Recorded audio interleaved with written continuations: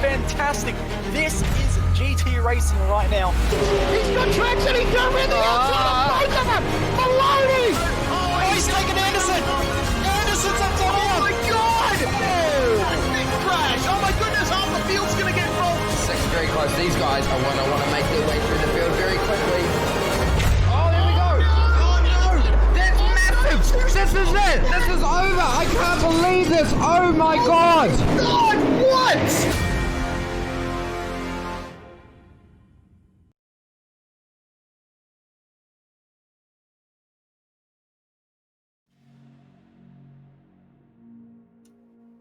Season 3 of the Carbon Gaming GT3 E-Series ends here at Circuit Gilles Villeneuve. The drivers voted this is the driver choice track for round 6. We've got 2 hours of GT3 racing ahead of us. 3 drivers are in the hunt for the championship, and we're going to keep you updated on that one as we go throughout the 2-hour race here. It's qualifying underway right now. 4 minutes left in, again, just a frantic 10-minute all cars on track qualifying session.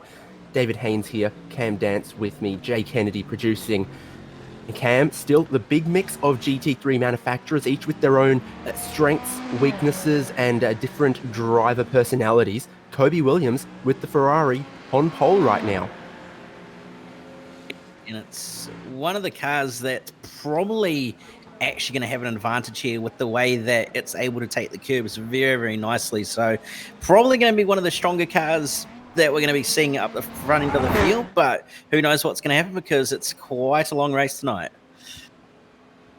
Yep, it certainly is. A lot of pit stops in their future as well with the limited fuel tanks in this series with the custom balance of performance. I believe there's still 25 kilos or so on this BMW Z4, but it's not enough to stop championship contender Jeff Connell from snatching that pole position away, and I think he's still got a bit of time left in this session as well. This is definitely a street circuit. You feel that a lot of places around here. Walls very close, a lot of curbs. What's your feeling for the character of this track, Cam? Well, it certainly does go off that street circuit vibe with the fact that you've got concrete walls basically either side of you, but at the same time it does give off that sort of Grand Prix vibe of a track because of the fact that there's so much runoff and you've got so much room to work with in various different places, and there's long straights as well. So it's a really weird track where it's as if you've taken a street circuit and a normal racing circuit and put it into one and created what we've got here at Montreal. So yeah, it's one of those circuits that's actually really, really good in terms of the mix that it's got in the character, but it's also one of those tracks that normally just produce good racing as it is.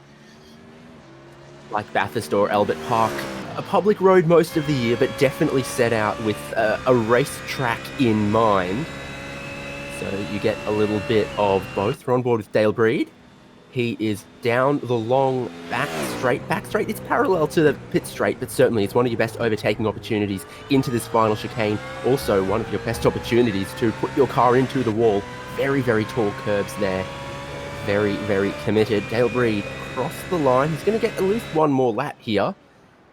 That one there does not look like it moved him up 2/10 shy of his best on that lap.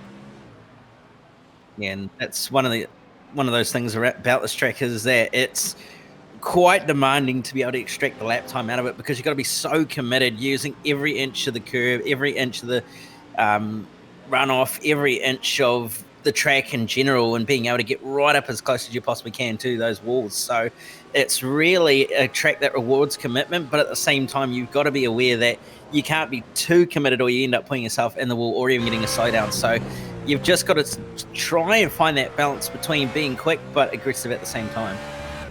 And exactly how committed and aggressive do you want to be for a 2-hour race? That is a question. And Shields in the top 10 for qualifying at the moment. Definitely someone we've seen both of the top 3 several times this season. You wonder if there's still yet more left in this BMW. Underneath the bridge, another one of those difficult chicanes here that really make up this track. Very sharp curves on the inside and a wall on the outside there. Aaron Shields needs to make sure he uses all the track to go fast, but not anymore. The hairpin at the far end of the circuit. Another big braking zone. You can see the World Expo geodesic dome in the background there. There's a lot of interesting things to look at on this island in the middle of the river in Montreal, but the racing is also very interesting to look at as well. It's just occurred to me, you could probably sail from here to Belle Isle. Probably could if you thought about it. So it's quite funny that we actually end up going from one street circuit to another, but nevertheless. Yeah, indeed. Need a bigger boat if you were going to put your race car on it to take it between the two tracks, though. But that can be a summer goal. Aaron Shields there found a little bit more time, but not a whole lot. Just up into 9th. Emerson Harvey, another driver we believe is in points contention for the championship. Job Stewart, defending champion. It looks like he is already out of the picture. Too many mistakes, too many issues this season. Emerson Harvey, though, is going to go to the top there by just 32 thousandths of a second ahead of Jeff Connell. So it is super, super close. Checkered flag is out. Eden Watson isn't going to see it, though. Yes, certainly. Not the way that lap will have been the most optimal way to finish it, but nevertheless, he's finished it anyway and had to tow back to pit lane. But we'll see what Trent Aquilina can do here, and whether he can move himself up the board or not. Sitting 22nd on a 40.907, so let's see what he can do this time. He was a thousandth shy of improving on his last lap, and it looks like he's backed out of it, so he's not going to go quicker. Looked like he was going to practice his pit entry, and the drivers are going to need that pit entry several times in this race. It's a difficult one because you go straight on, and then the pit lane speed cone is actually quite deep into the pit entry, so got to be careful if there's a driver in front of you taking the normal racing line. But talking about the location of this track, Detroit off to the left there, sail down. Gosh, you'd have to go through one of the locks at the Niagara Falls there. That's something to consider. But for the racetrack here in the middle of the St. Lawrence Seaway, Montreal to the north of us, the suburbs to the south. And here we are on the island, well connected by plenty of bridges, but hairpin for the first sector. Then it's straight chicane, down to the hairpin at the far end of the circuit. And then very, very fast down the straight towards the final chicane. Mind the wall of champions on the outside there as well, Cam. Yes. Yeah, it's a wall that catches a lot of drivers out, whether you're a champion or not, and very, very easy to do. But nevertheless, the grid is on screen. Exactly, drivers starting to grid up behind the pace car for a rolling start, as is traditional for sports car racing. In the front row, it's going to be Emerson Harvey, just squeaking clear of Jeff Connell. Next row, Kobe Williams with the Ferrari. Matt Lupino in 4th. Daniel Yeaman there with the first Audi in 5th place. Sebastian Flock, good qualifying for 6th, I think, there. Our first McLaren. Interesting car to keep an eye on with how many pit stops, how much fuel strategy there's going to be in this race. We know the McLaren has a big fuel tank, so Brady Carr starts there in 7th. Reese Cohen in 8th. Aaron Shields in 9th. Zach Nickel in 10th. Over the page, you're going to have Dale Breed in it, Dalton Ellery, Pete Dunham in it, Cam McDougall with Matt Dunphy in it, Berrick Linton, Brad Hayes, Aaron Smith, and Eden Watson and William Yarwood rounding out the top 20. And then the rest of your order is Stuart Lucas, Trent Aquilina, Jack Anderson, Ben Blaze, and Stephen Ellery rounding out the field.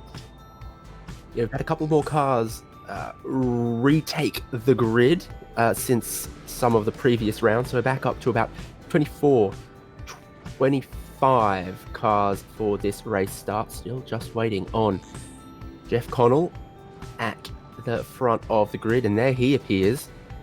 2 hours of racing ahead of us. And I'm seeing a prediction of that being around 76, 77 laps. I am going to say a near certain chance of a safety car as well, Cam. Likely we'll get a safety car as well, so that'll drop down the laps a little bit and obviously mean that the drivers won't have to take so much fuel, but nevertheless it's going to very much spice up this race and cause a little bit of an ice cream headache for the strategy department, that's for sure. Yeah, you remember for 90 minutes of Sebring, we had a very, very split strategy based on where the safety car came out. A lot of drivers had just pitted when safety car came out. Some opted to double dip, some stayed out, and some drivers really wore off their tyres. Some drivers took some new sets of tyres for a 2-hour race. Well, that is going to be a million-dollar question. When do you try to change tyres in this race? And do you want to get caught off the lead lap by the safety car? But all will be answered very, very shortly because we're rolling towards the final corner. Porsche safety car goes for pit in, and Emerson Harvey backs up the whole field 2 by 2 through the final chicane. Shortly, get underway now for the season finale, season 3 of the Carbon Gaming GT3 E-Series, and it is a good jump from Emerson Harvey in the black and copper at the front. A lot of pressure very quickly on Kobe Williams in third. Hopefully everyone can cleanly make it through the first sector here because this is a long race still to go. There's a couple of other drivers further down that you're trying to make a move. You can see Sebastian Flocken. That's a car around, and that's not the way that you're going to want to be starting this race, and quite a few actually involved in that. Yeah, Dunham, Watson, and another BMW there didn't quite catch. Cold tyres on the start. That looks like Breed and Nickel in the wall as well. Zach Nickel is going to try to get out of the way. Dale Breed's gone and tagged Brad Hayes. There's some other slow-moving cars in there as well. Carnage early, but we stay green for the moment. Reese Cohen is also around. He's spun on the exit of the second chicane. He's done that all on his own as well. No contact from behind or anything. He's got on the gas a little bit too eagerly, and around he went. He's going to have to wait for pretty much the entire field to go on by, so he's going to drop to the back of the field, unfortunately. Yep, indeed. So cold tyres really catching out a lot of our drivers here. Cold tyres and curbs are not a good combination. I discovered that at Petit Le Mans this weekend. But Emerson Harvey leads 8-9 tenths of a second here. Big draft down the back straight here, but most of the rest of the circuit you wouldn't say it's a big draft track like at Monza or Sebring. Yeah, certainly. It's a little bit more technical, like you'd probably find it somewhere like Belle with that sort of left and right left chicanes, and Kobe Williams has got himself a slowdown as well on lap 1, so he's going to be painfully dropping it down the order, and Daniel Lehman deciding to come in as well on There's some contact there, so we'll take a look at yeah, exactly what happened here. This is looking backwards from Daniel Yeaman. He's trying to spot his braking marker for the final chicane, and just gets helped into pit in. Yeah, I'd kind of expect that sort of thing if someone's actually pitting, but not in a situation where everybody's going to be braking at the same point. So a little bit unfortunate for Yemen there. He's going to have to traverse the entire lane now a total of 3 times. But you can see there Jeff Connell, at the start, you can see Emerson Harvey backing them right up and they're managing to get it all done. So we're going to look for that second corner, third corner contact. Pete Dunham was there. One of the BMWs, I didn't quite catch who. And we're going to see that one. But Pete Dunham was the first to go around, and some were not able to avoid him. He got maybe just a little bit of help there. Yeah, and you can just see everybody sort of more or less followed on through and tried to avoid it, but unfortunately a few coming off second best. And this is what happened to Zach Nickel, where the BMW in front just got out of shape, and then unfortunately an innocent bystander and being a victim of that, managing to get out of the way of everybody, thankfully, but then you can just see Brad Hayes getting collected on the way by as well, and then Cohen, unfortunately, letting the rear end come around on him as well. And a bit of contact with the Armco there as well for him, so the cold tyres on this track were very, very difficult. Back onto the live pictures, though, where Matt Dunphy is going to come under a bit of pressure from Dalton Ellery. Ellery with the Teletubby paint. Someone with a similar colour was one of the drivers that made contact.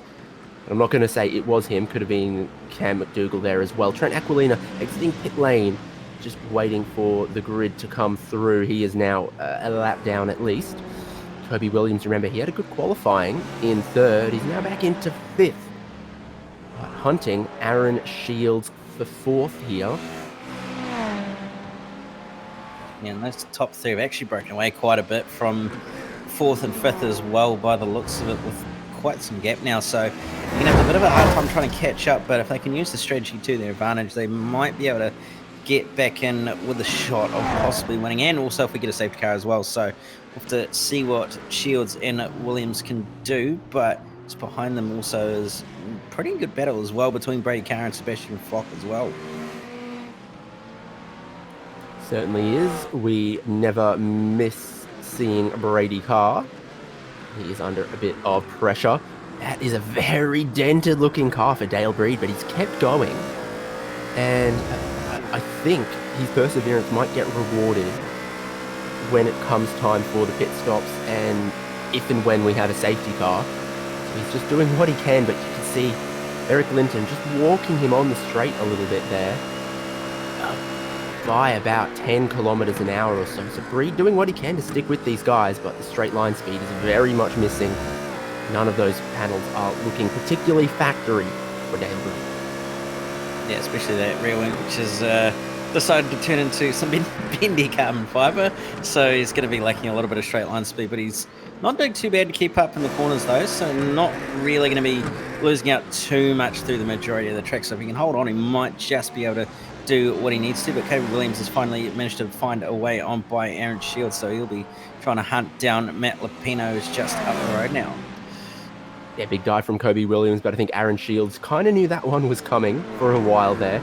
Kobe Williams pressing on, and as you can see, like Cam pointed out, a little more aggressive with the curbs and keeping the car pretty planted as it lands as well. So Kobe Williams through there. Needs to find another 3 seconds up the road, though, to get to Matt Lupino, who you can just see in some of these shots. Kobe Williams going to need to really press on there. Meanwhile, leader Emerson Harvey has 1.3 seconds, so they're starting to spread out just a little bit. All down the back straight past the rowing lake.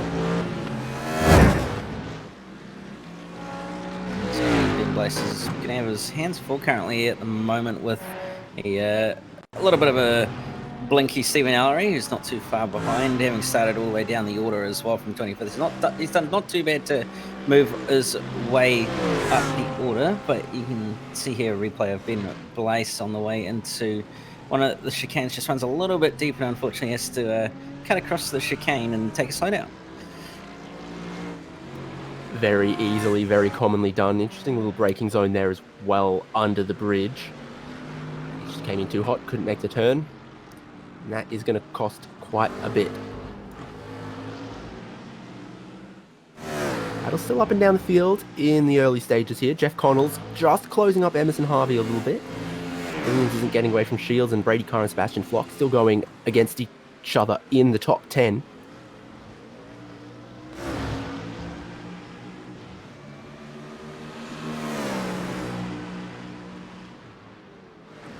Is Linton and Breed just outside of the top 10. So clearly, Dale Breed very confident, but does not have the straight line speed, and that is going to be frustrating him, I'm sure, not able to get past Beric Linton. Yeah, it certainly is, and he's if you can't find a way on by, it might not actually be a bad idea to just sit in his draft and fuel save a little bit till he can get to the pit stop window and then pit in and get that damage repaired. But just seeing that Kobe Williams is actually not too far off the pace of the leaders at the moment. It's only 2 tenths slower that last time by, but is quite a bit quicker than Matt Lapino. So say he's going to be closing that gap down relatively quickly and probably going to find his way back onto the podium at some stage. But you can see Jeff Connell matching the pace of Emerson Harvey ever so slightly, well, actually a little bit quicker that last time by, but Emerson Harvey just doing what he needs to at the moment, controlling this race out the front. Yeah, track temperature, a very beautiful 25 degrees Celsius, so I'm sure tyre life is going to be pretty good for these guys now that they've warmed them up. They're going to be able to push on, have quite a bit of confidence underneath them, have quite a bit of grit. So Connell clearly making the best of that at the moment, just past 1 second behind Emerson Harvey there. Kobe Williams taking time out of everyone, I see. So he is definitely, as you say, coming towards Matt Lapino, but also coming towards the leaders based on the kind of speed Emerson Harvey has at the minute. Yeah, certainly is going to be closing that gap down nicely with a 2-hour race as well. He only needs to take small chunks out over this length of the race rather than trying to push it too hard and end up in the wall from trying to take out big chunks. So we'll see what he can do and whether he can close that gap down enough as the race progresses on. And obviously with those pit stops as well, it's going to mix it up a little bit as well. And whether he can time the strategy right will be the big question, but it will certainly help if he can. And on his way, you can see 2 seconds currently the gap to Matt Lapino, slightly increasing there on the back straight, but he'll be closing that down relatively quickly. And you can see probably Delta's going to shrink quite quickly through the final chicane, and it does by quite some margin from 2.2 to 1.7. Yeah, Kobe Williams across that second curve, just, you know, getting some air, and then the car just lands perfectly. He picks up the throttle, carries a lot of speed down the pit straight as well. Race control have been busy boys since the very drop of the green flag here. Aaron Shields has been given a drive-through penalty. He has been black flagged for contact early in the race here. He rejoins now. That's cost him quite a bit. Dale Breed, I don't think has a penalty. I think he's looking for some repairs here. I think he's decided that being 3-4 seconds off the pace is just not manageable for an entire stint. Can't see a penalty for Breed, so I think he is taking service. Yeah, so not a bad idea for Dale Breed to get that damage repaired so he can carry on and have a bit more pace, although he is staying stationary for quite some time. So maybe taking a little bit of fuel as well in the process to just get him a little bit further. Yeah, that could definitely come back and work for him as we watch Kobe Williams continuing to claw back towards third place, because Dale Breed, get the damage fixed, get a bit of fuel on board, get out there in some clean space, set some good laps, and then when it comes time for everyone else to pit, he can go a bit longer. And if the safety car comes out in that window, he is right back in there with some good track position. So plenty for him to still fight for. He shouldn't give up, because I can definitely see some circumstances where early in this race, having a bit of clean track to set your own laps, set your own pace, and carry a little bit more fuel could really work back in his favour. Kobe Williams working the race to his favour, now just 0.6 to Lapino, and there's places where it seems like they're really equal, and then Williams just is able to get 3-4 tenths of a second jumping across the curbs in that Ferrari. Less of a prancing horse, more of a flying horse.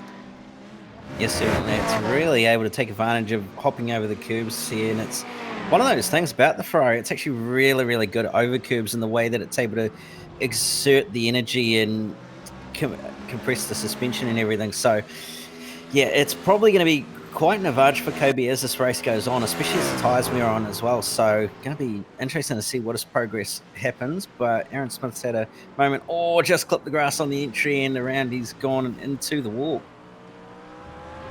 Exactly, showing that the tarmac has more grip than the grass. Might have been a bit worried by Zach Nickel behind him there, and sort of lost sight. Zach Nickel, another one of those drivers who came in early for repairs and to top off the fuel tank. So he's a bit behind Dale Breed and others, but trying to work his way back into this race.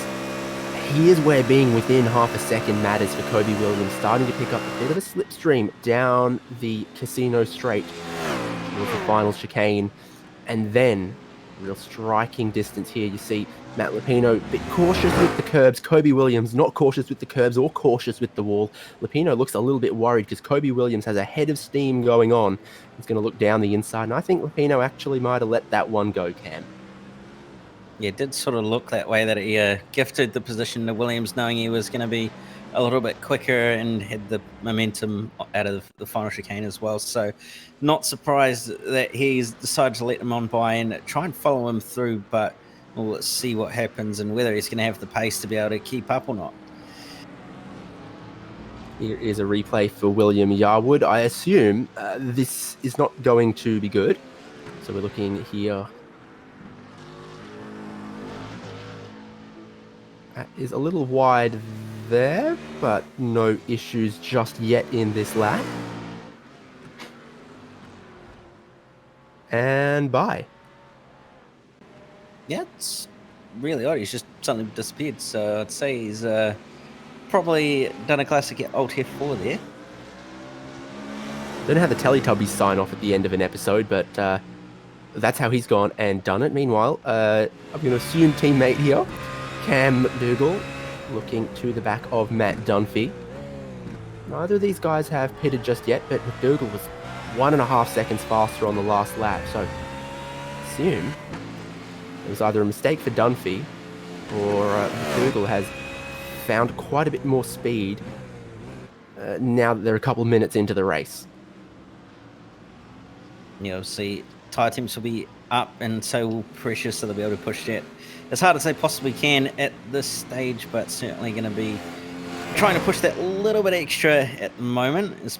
Cam McDougall, especially with the fact that he's just behind Matt Dunphy and going to be well within draft range. It's quite a bit quicker as well that last time by about 1.5 seconds, so he's got a lot of pace and he's really closing that gap down rapidly out of that final chicane.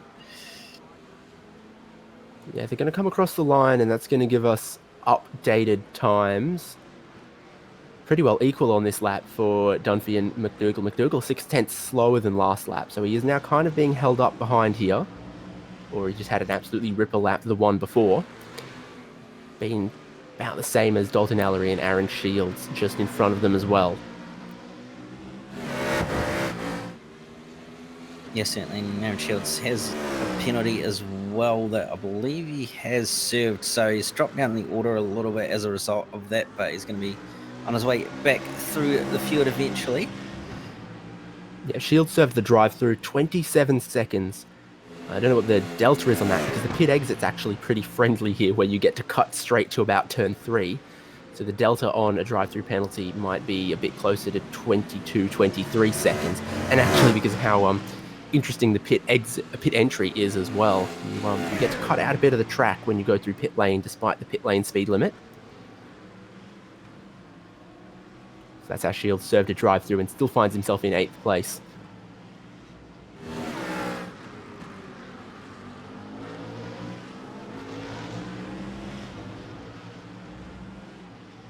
Now, it looks like that gap to the front as well has increased a little bit by the looks of it between Emerson Harvey and Jeff Connell. Jeff Connell dropping back just ever so slightly. It was slightly quicker that last lap by, but obviously Harvey probably a little bit more consistent in terms of where he's able to extract the pace, but he's getting held up by traffic here in the form of Brad Hayes and Eden Watson, and that's going to have helped Jeff Connell a lot as he's now all over the back end of Emerson Harvey as they head down towards the 3rd chicane, and Connell possibly going to look to make a move, never mind.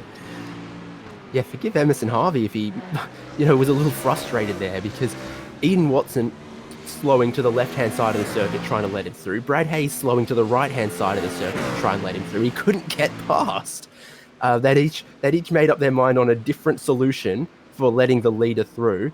And in combination, it did not work for Emerson Harvey. Now Jeff Connell is right at his rear bumper, and Kobe Williams took 2 seconds out of the both of them as well. And he was the fastest driver last lap. So that gap is really going to be closing down quickly now as a result of that, and not going to be helping those two leaders at all. But Kobe Williams is going to be rubbing his hands together with joy, knowing that these two just got held up by lap track, but he is coming up on the same cars, albeit they're a little bit more apart, so he might just be able to glance on by without any issues. He's had his finger on the headlight flasher button there. Oh, but he's been too aggressive with the curbs, has he? And he's got to slow down. And big wiggle left from Matt Lupino catching him again. And Kobe Williams still has got to give it up. Oh, and then no! he gets hit by Eden Watson. That's not going to want what Williams will have wanted at all, and as a result, he's going to have to let by Brady Carr and slot him behind Sebastian Flock as well. He's going to drive around the outside of him, so he's going to drop 2 positions there, or he is actually going to gain hold position back. So, unfortunately, not what he's going to want to do. We can just see on board from Matt Lupino. Eden Watson getting very squirrely. Matt Lupino barely holding onto it just on the edge of the grass, and then see Eden Watson just barely clipping the rear end of Kobe Williams.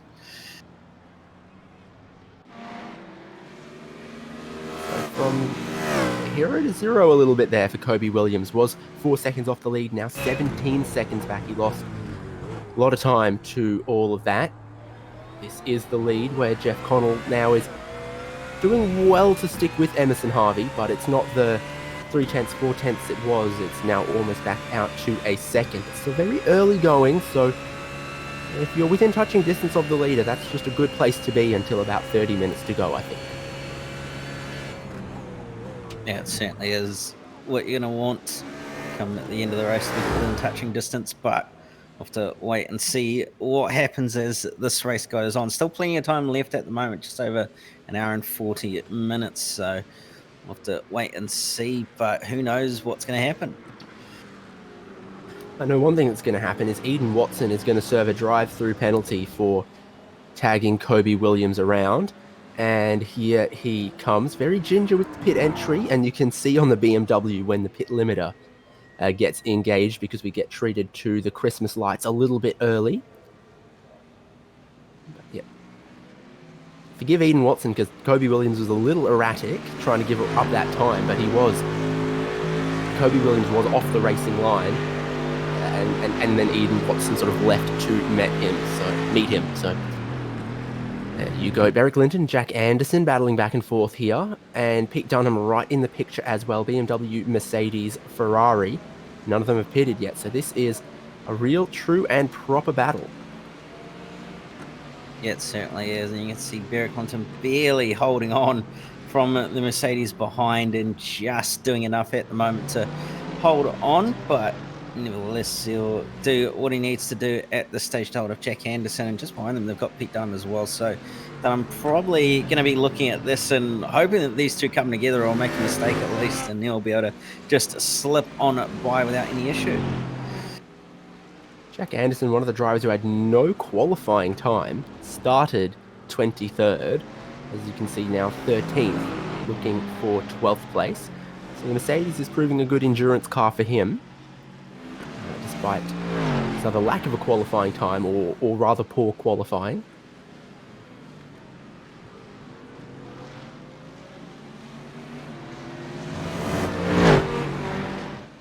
Looked like it was a pretty decent exit there as well from Jack Anderson on the way out of the chicane, so not quite going to be close enough to make a move, or is he? Because he just lunges it up the inside. But you can see Kobe Williams in the pit lane as well. But this has certainly gotten very, very spicy now with the fact that Anderson launched it up the inside, but didn't quite get enough momentum to manage to end the move in the end. But it's going to check them up, and as a result, Stephen Ari's not going to be too far behind as well. Yeah, 4-car battles. We saw Kobe Williams heading for his pit stall a little bit early, but I wonder if maybe he was carrying some damage there. Not the greatest exit for Jack Anderson on the pictures here. Pete Dunham in the black and purple pink looking Ferrari. Looks to the inside, but that's nowhere near close enough. He's keeping pressure now. It's a tight apex on the hairpin on Jack Anderson. Still does need to worry about Stephen Ellery catching him. Ellery, another driver, no qualifying. Started 25th, now 15th, and can see 12th, just a second or so up the road from him. Dunphy just lost a spot here. Cam McDougall. A little while, I think, to shape this move up. We were kind of watching for it earlier, and here is how it was. And then you see riding on board with Matt Dunphy. Didn't quite get that good of an exit off the corner, and as a result, just allowed the man behind him to get just enough of a run to poke his nose up the inside and send it well and truly up the inside and get the move done. So very, very nicely in textbook move there. Yeah, clean move is a good move, I'm going to say, in this race. So that was a pretty good one. Pete Dunham, we saw a little flick on the bodywork on the front there, and he might even be missing the glass over the engine there. I don't know if he needs the extra cooling when the ambient temperature is about 20 Celsius. I know that's t-shirt and shorts weather where you're from, Cam. But is he defending Stephen Ellery here? He might have been, just a little bit. And then I have to wonder if we know the Ferrari is good across the curbs, and so it is. He's getting to the inside of Jack Anderson. He might be missing a little bit of the straight line speed there. Quick through the corners, slow down the straights, makes it difficult to pass, but he's good on the brakes into 1, 2, and now the hairpin here. Stephen Ellery trying to get in amongst the fight, but good move. He's gone and sealed that one. Yeah, very, very easy move done there by Pete Dunham to move it up into 13th on. Jack Anderson runs across the dirt, and that's going to be a slowdown as a result, and Stephen Ellery is going to be able to get on by into 14th. Or I've watched enough Formula One. That should be a 5-second penalty. Oh, controversial hot takes. No, not controversial. Well, not from me, but it was at the time. Anyway, Ellery, despite that, it wasn't able to get past Jack Anderson. Might have just been cautious to make sure he wasn't caught up in an accident there at the front, though. Connell 3/10 faster on the last lap, keeping the pressure on Emerson Harvey, and I couldn't mention it at the time, but I really, really loved our director finding out that there's no rear window inside the Ferrari on the inside. There's just a bulkhead. That's why you got to have those rear-facing cameras for some of the models of GT car. The Ferrari included there. Proper conventional mirror in the BMWs that we're watching, though. Both these guys use a little bit of that curb, get close to the wall. You see the tyre scuff marks there? That's not from these guys. But it shows how commonly you can get in just a little too hot there. Yes, certainly. The walls around Circuit Gilles Villeneuve have claimed a few victims over the years, whether it be Formula 1 cars, GT cars, or prototypes, or even NASCARs at one point. It's, claimed a few, and it's caused some damage to quite a few race cars, but nevertheless, it's one of those things about a street circuit, as you can see the wall wounds that have been left on the walls, and Jeff Connell, not too bad of an exit, although it looks like himself just got an ever so slightly better one through the final chicane that time by, and is able to extend that lead ever so slightly.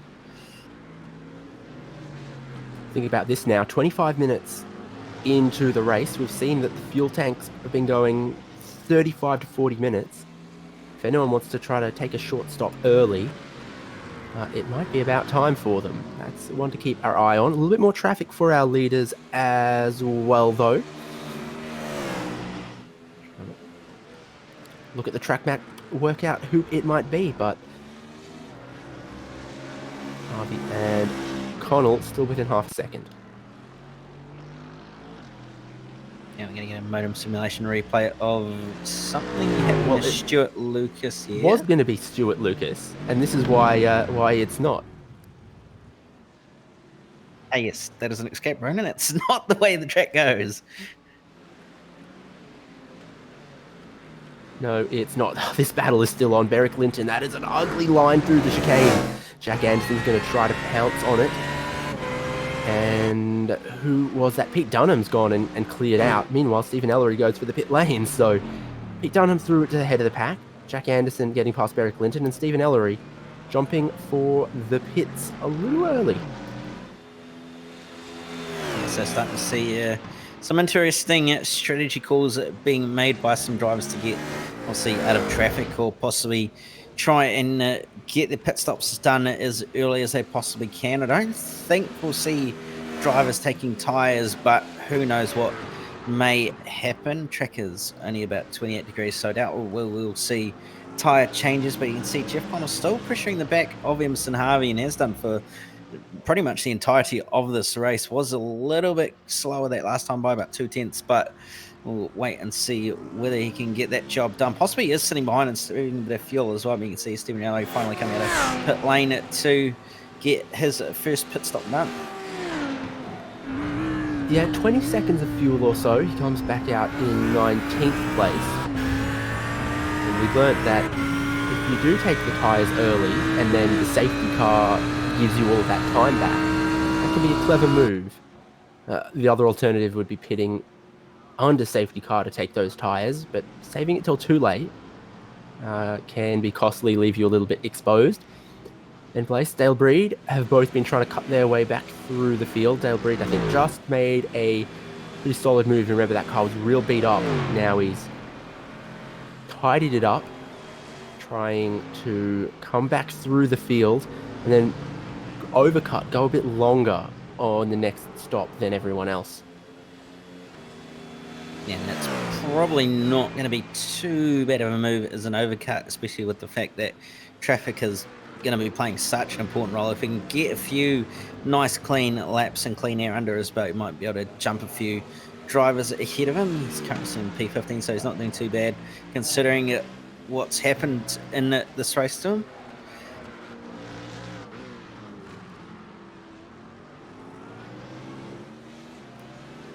Gonna cast my eyes to the lap times Kobe Williams is doing. He's not able to undercut the leaders at the moment, so he was really closing them up. It doesn't seem like he's able to do so for the moment. Still about 90 minutes to go though. Dougal and Yeeman. Sebastian Flock just sets his personal best lap of the race, so he's finding something in the Ferrari. That's interesting. Yeeman with the Audi. Has a decent run here as well.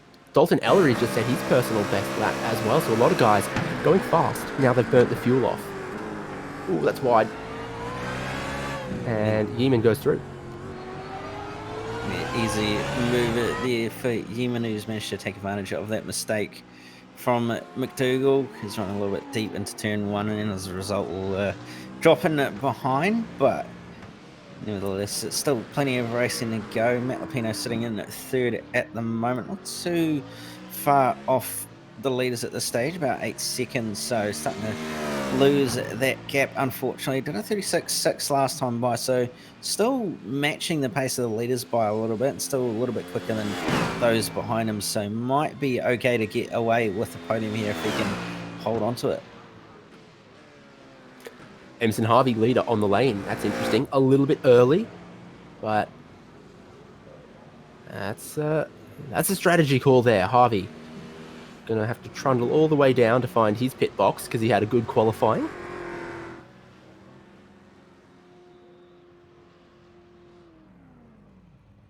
And there it is. Sebastian Flock from 4th or 5th has also joined him as well, so a couple drivers are deciding early stop.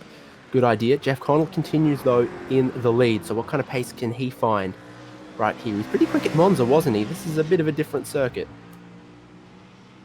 He did go quite well at Monza from what we saw, and it was quite fascinating to see that he had so much pace as well and managed to sort of put himself in a position where all the drivers of like Lupino and Harvey and also Joe Stewart all started fighting really, really hard, and as a result were holding themselves up. And tyres onto Emerson Harvey's car, surprisingly. A little surprising, yes, because that's going to cost him 20 to 25 seconds in this pit stop right now. And if a safety car comes out in the next stint, he's going to look pretty good because he'll cycle back through to the front of the field and have new tyres on. But still, in a 2-hour race, 30 minutes in, that is a little on the early side. It's going to cost him a lot of track position. Jeff Connell, that speed, oh, he's diving for pit in. Nearly made contact with Eden Watson. Connell, very rapid pit entry, and he's looking to maybe cover off what Emerson Harvey is doing. So what's the service going to be for Connell?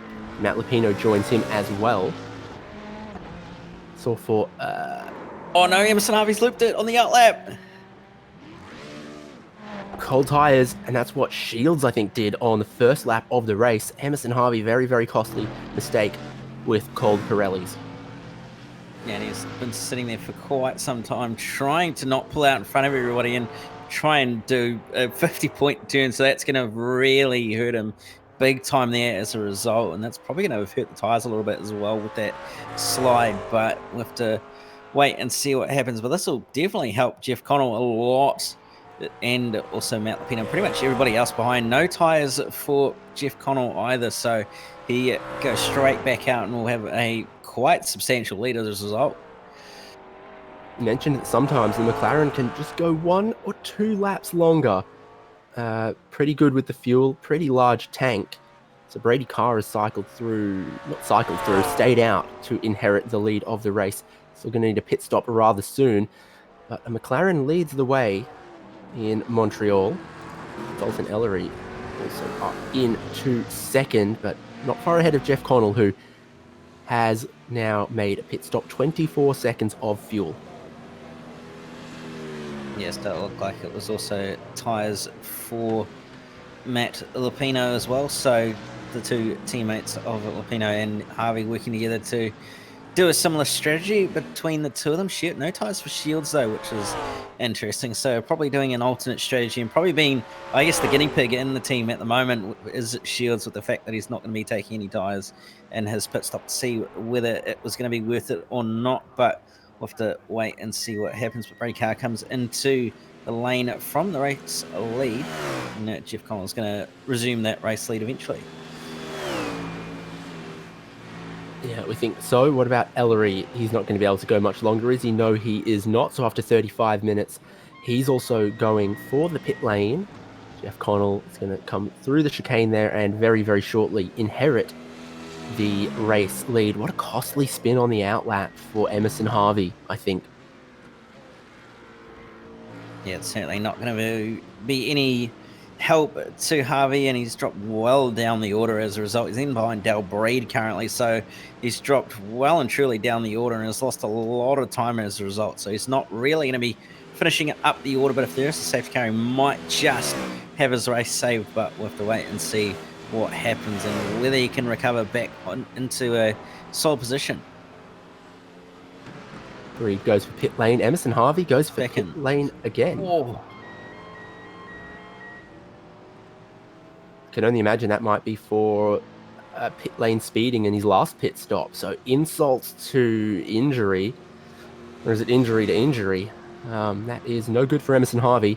He's still going to find himself very deep in the pack. A lot of traffic in front of him. Maybe struggling to make advantage of those new tyres. Here he goes, looking for his pit stall. Was there damage from his spin? I don't think so, because he didn't hit anything, but it definitely did. I've just gone back in and look, and it definitely looked like he did speed on the pit exit. So that's going to be a very, very long stop and hold there for Emerson Harvey. And as a result, he's going to go a lap down as well. So not going to be the round that Emerson Harvey was hoping for at all. There's big ouchies. Jeff Connell is going to, as you say, put the man he was previously battling against for the lead a whole lap down. That is a long hold. How much was he speeding by? That is, any faster they might have impounded his car and taken away his license.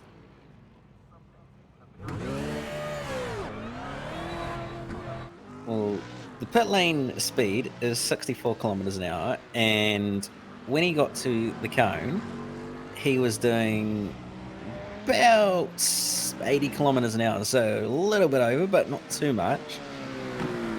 Double demerits on a long weekend. I'm not sure. Maybe he inadvertently also tried to take a little bit of service with that penalty, and that sometimes increases the length of the hold for Harvey. But it's gone bad to worse for him, regrettably. And now the updated running order, now everyone is pitted, is Connell in the lead, Kobe Williams into second, and McLaren versus Ferrari for third here. I imagine the Ferrari might look after those tyres a little bit better, but we know the McLaren's got the long tank. Yeah, it'll be interesting to see what happens, and obviously different driving styles, of course, between the McLaren and the Ferrari. The Ferrari, you're able to sort of throw it around a little bit more than the McLaren, which it requires you to be smooth and precise and doesn't really take kindly to those who try to be aggressive with it. So we'll see what happens here. Whether McLaren is going to be able to look after its tyres a little bit better, or whether Ferrari is going to be able to have that advantage in that department.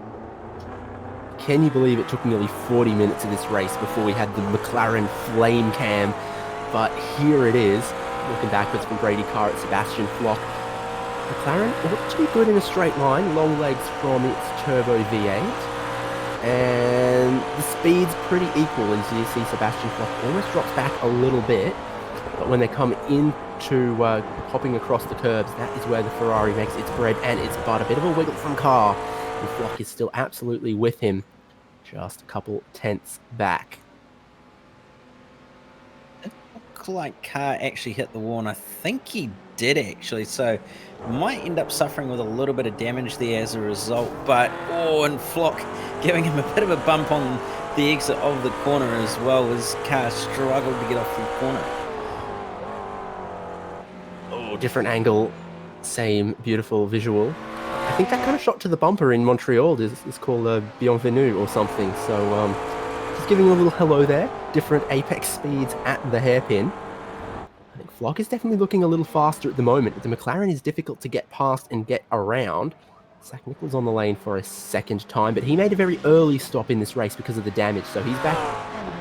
That's his normal schedule now on pit lane for fuel and his second stop. Yeah, so we're starting to see everybody sort of do their strategies, and some a little bit earlier than others. Really odd to do it so early, but at least they've got them out of the way. So when there is a safety car, they'll move up the order, and Flock nearly ending up losing it on the way into the braking zone, trying to pull it up and not run it into the back of Brady Carr. But at least he's managed to get it done, and he'll try and see what he can do this time down the back straight. Looks like he's just close enough to possibly make a move, but McLaren's legs being slightly longer, probably going to give it the advantage to Brady Carr. But you can see what happens when they come through the chicane. Sebastian Flock closes up quite nicely, although not too bad of a run there from Brady Carr there that time. It's always a big roll of the dice, that final chicane here. You'll feel like you took it exactly the same, and the car will just bounce slightly differently, won't settle quite the same. Just never quite know, but they do get so close through that section of track, and just behind them, Dalton Ellery and Dale Breed. Breed still on the recovery a little bit here, putting the pressure on the younger of the two Ellerys. Yes, Fox got past. Yeah, and Fox barely managed to get on by Brady Carr. Actually sent it up the inside very late as well on the way into the second chicane. So move it done and dusted there, and you can see on the replay Brady Carr not quite getting that optimal of a run through this chicane, and as a result Sebastian Flock just saw the opportunity and took it as it came. Again, a case of the Ferrari just a little better across the curbs there, and really just slides up in front. Takes third place away. It's an interesting one to watch, and there is definitely a little bit of damage on the right-hand side of that McLaren. You can see it above the wheel arch at the front, maybe also a little bit at the back. That could be starting to hurt Carr just a little bit. Meanwhile, Yeaman has caught Breed, who is struggling to get around Ellery. All this for 7th place. And Dog now he's going to have his hands full on the way into the final chicane. Does he give away, or does he challenge the position? It's going to be very close. This Breed is going to have a lot more straight line speed, and probably say that he's led him on by as Dalton Ellery. That's what it looked like. Not a great exit from Breed, but I think he's going to hold on to that one, and that gives him a little bit of respite from the charging Daniel Yeaman behind as well. Yeaman looks like he might be the next to line this one up on Stephen Ellery. Slow car there. They all go to the right-hand side. Breed might have been a little compromised there, but the other two guys behind followed in the footsteps. I don't think of the Audi as being good across the curbs, but it was just a good clean line from Yeaman there. And he is getting himself right into this battle. He certainly is getting right into the thick of this battle now, and he's not too far off of being probably able to send one up the inside if he can break late enough and pull it up. So we'll see what happens. A little bit of fuel saving as well, riding on board with Yemen as well, just rolling off the throttle ever so slightly early. So a little bit of strategy going on in that LDR8, but nevertheless, back to just ahead, and you can see Brady Carr still fighting with Sebastian Flop. We've got a replay of Brady Carr coming under pressure from Matt Lupino, who's going to throw it up the inside. Yeah, there's no way that McLaren's quite all right at the moment. His car had great pace, and now he's dropping back. Did he maybe knock the steering or the suspension out a little bit, or is it just aero damage on that car? I don't know, but it's seen Carr drop back from 3rd to 5th quite quickly now. Yeah, he certainly has started to drop back a little bit as a result of that damage. Doesn't look like it's damaged in terms of suspension, but who knows what may or may not be going on, whether it's struggling for a little bit more acceleration or not. We'll never know. We'll eventually find out if he drops down the order too much or not. But see Dale Breed getting the job done there, and Dalton now is going to let Yemen by.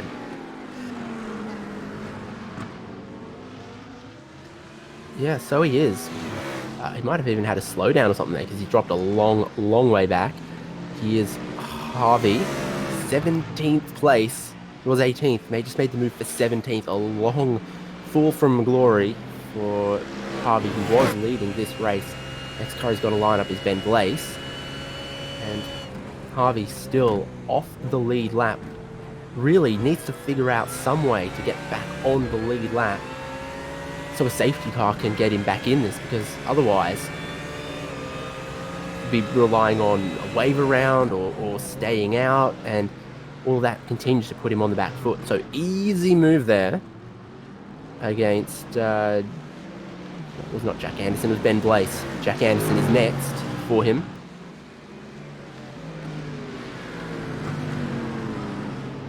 Yeah, we'll see what happens here with Emerson Harvey, and whether he can try and get back to a top 10 by the end of this race, so if there isn't a safety car. But he's certainly having his work cut out for him at the moment. All over the back of Jack Anderson, launches it up the inside, contact, and that's going to be into the wall as Jack Anderson. Yeah, Anderson's not happy with it. It was very, very forceful from Emerson Harvey, who has a wallop more speed than these guys in these positions. Here he is, trying to go round the outside, very slow on the apex, finds a car width there, or does he? And then Harvey wiggles out into the concrete. Yeah, I wouldn't be surprised if there ends up being a penalty for Harvey as well as a result of that, but Breed into the lane to get a pit stop done. So into the lane for what will be his 3rd time down the lane, but his 2nd required pit stop. So we'll see where he pops out and all of it. But Aaron Shed's starting to put quite a bit of pressure on Brady Carr here, who's limping that McLaren at home with quite some damage, and he's probably just going to let Aaron Shields slip on by without putting up too much of a fight, knowing he can't really do much to defend. Whether he tries to put up a fight or not, he doesn't seem to have the fight in him to be able to do that. So another car lines up and dunks Brady Carr. He might be looking to bring the next pit stop forward a little bit if he can. If we're talking 35-minute stints, then you're 2 stints to the end. In about 5 minutes' time, you'd be able to get home with one more stop. And he's going early on that, is Brady Carr. If he's found a little bit of a window, he's decided this damage is doing me no good at all. He might have to fuel save to get to the end with just one more stop from here. So it looked like from Aaron Shields. Oh, he's gone and missed the chicane. Might have seen Carr steaming at him in the rear view, heading for pit in. Yeah, it is one of those things. If you see a car starting to fly towards you on the way into that final chicane, you sort of panic a little bit and hope that you don't get drilled. And so possibly a little bit of evasive action there, and a little bit of panic ensuing from Aaron Shields to try and avoid an incident. But nevertheless, I'm alive because I always check the mirrors before I slam on the brakes. So that's Not a bad habit, but it might have caught him out in that particular case. Seems Jeff Connell and then Emerson Harvey, but it's not a battle for the lead because they're a whole lap apart. And talking about championship implications, that's good for Jeff Connell and very, very tough for Emerson Harvey. I think it's Matt Lupino is the other driver still mathematically in the chance for the championship here. See him running in 4th. So you never say never in a long race like this. But it's not looking good right now for Emerson Harvey, and it's looking comfortable and manageable for Jeff Connell. Yeah, it certainly is. He's almost out to enough of a lead that he could take tyres in his next stop as well, could Jeff Connell, but probably not going to want to do that at this stage with Kobe Williams not too far behind. Williams was slightly slower that last time by, so probably going to be no tyres for Jeff Connell in his next stop. We'll have to wait and see what happens.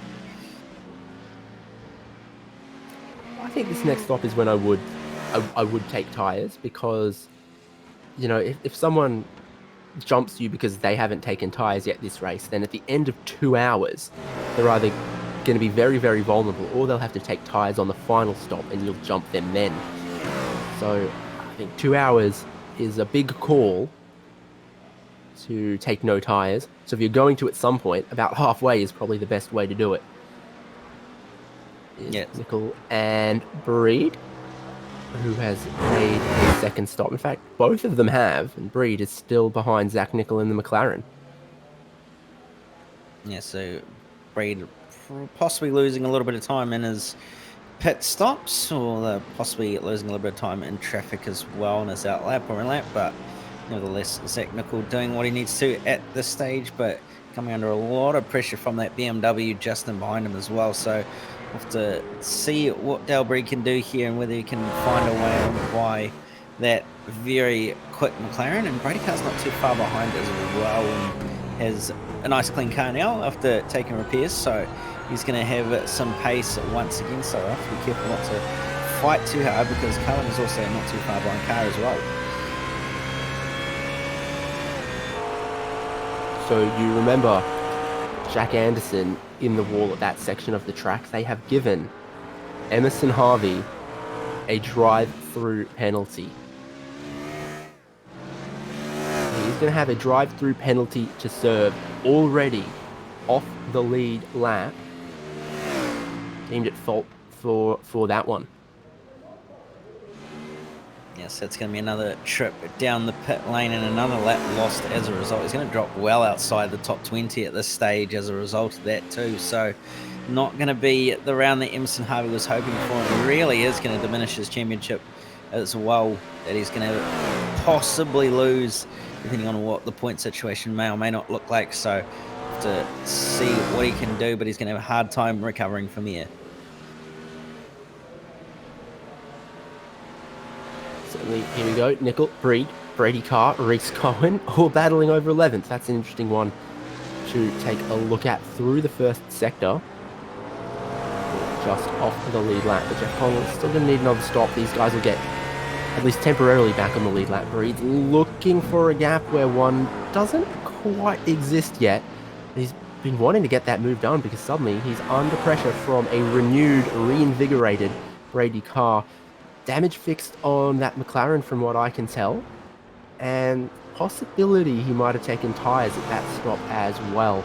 He wouldn't have had room to put in a full tank of fuel, so then seeing that the stop was 37 seconds, I'd believe that was maybe 15 seconds of fuel and then another 20 so to change all 4 tyres. So as he goes wide, missing the apex a bit there for Dale Breed, Brady Carr is refreshed, reinvigorated, and on the attack. Yeah, he certainly is hunting them down and doing his best to, at the moment, with a new fresh car, trying to recover after that mistake in hitting the wall earlier on. And he's got a very nice run on Reese Cohen right up behind him, but he's actually lost a little bit of time there on the exit of the corner, so possibly not getting an optimal exit, but he's actually ever so slightly losing the gap, well, having that gap increase as well. So a little bit interesting there. Brady Carr was super ginger and then ended up losing out to Reese Cohen. Here is Emerson Harvey, third time down the lane. He's serving a drive-through penalty at the same time that Jeff Connell is taking regular service. It's a bit of an early stop from Connell, but he's reached the window to get to the end with just one more stop from here. So I wonder if we are going to see tyres on this from Connell, put him in the best position to have fresh tyres underneath him if a safety car comes out and backs the whole pack up behind him. And it is indeed tyres for Jeff Connell, so he's taking 4 new tyres and some fresh Pirellis onto that BMW to get home from here. Fights back on. Brady Carr's looking at Breed, and Breed is looking at Cohen. So Cohen's made another big move here. Breed is offline. Carr should be able to pick up more power from there. That gives him the inside for the hairpin. How's the brakes? BMW versus McLaren. Carr's where he wants to be. Down the inside. Just needs to try to pick up some traction. Otherwise, he's going to get out-dragged by the BMW, and he is. So Carr should be really quick right now, but he's just struggling to make the moves and make the moves stick, despite the fact he should be one of the faster cars out there. Yeah, he certainly should be one of the faster cars out there, but who knows what's going to happen. Still plenty of time left in the race, so whether he can take advantage of that or not, the pace that he's got, we'll have to wait and see. And that Jeff is Connell. Jeff Connell has dodged disaster here on his outlap. Dalton Ellery in front of him. Ellery in a little hot, loses the rears, and your race leader, Jeff Connell, well, he's not the race leader at the moment, but he'll inherit the lead. Had to make a real quick decision there, and that could have ended very, very poorly for one of our championship contenders. It didn't. Kobe Williams from the lead, he's now going to make a stop. How about the damage on the right-hand side in places for that Ferrari? Boop, out it pops in his pit stop. So an important pit stop for Kobe Williams, important pit stop for Sebastian Flock, who is going to be taking tyres this time around. Yeah, certainly it'll be interesting to see what happens whether Kobe Williams or Sebastian Flock are going to take tyres. They technically could go the distance, but Williams has decided to put 4 new Pirellis on. See what Flock does and whether he decides to take some rubber or not. Doesn't look, and up on the jacks he goes. So 4 tyres for him as well. Just before the halfway point of the race is about the right time to do it, I would think. So Jeff Connell 4th at the moment. Kobe Williams is going to come out of the pit lane, rejoin the race as well. Oh, a bit close on the pit exit there, I thought. That's also one way to pick up a penalty, so can't cut that pit exit. I've gotten more strict with it.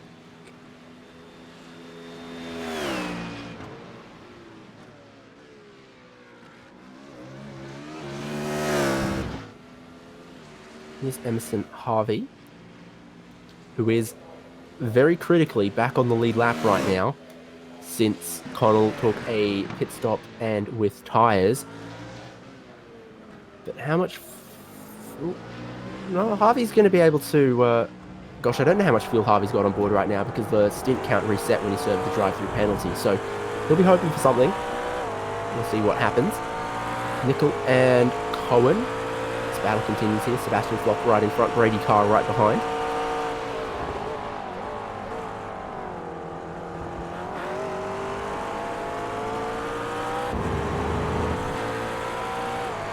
So 14 laps into his current stint is Mr. Harvey, according to our director, so he's getting along nicely and probably have to stop again based on the amount of time left in this race. Daniel Yeaman in the pit lane as well for a second stop.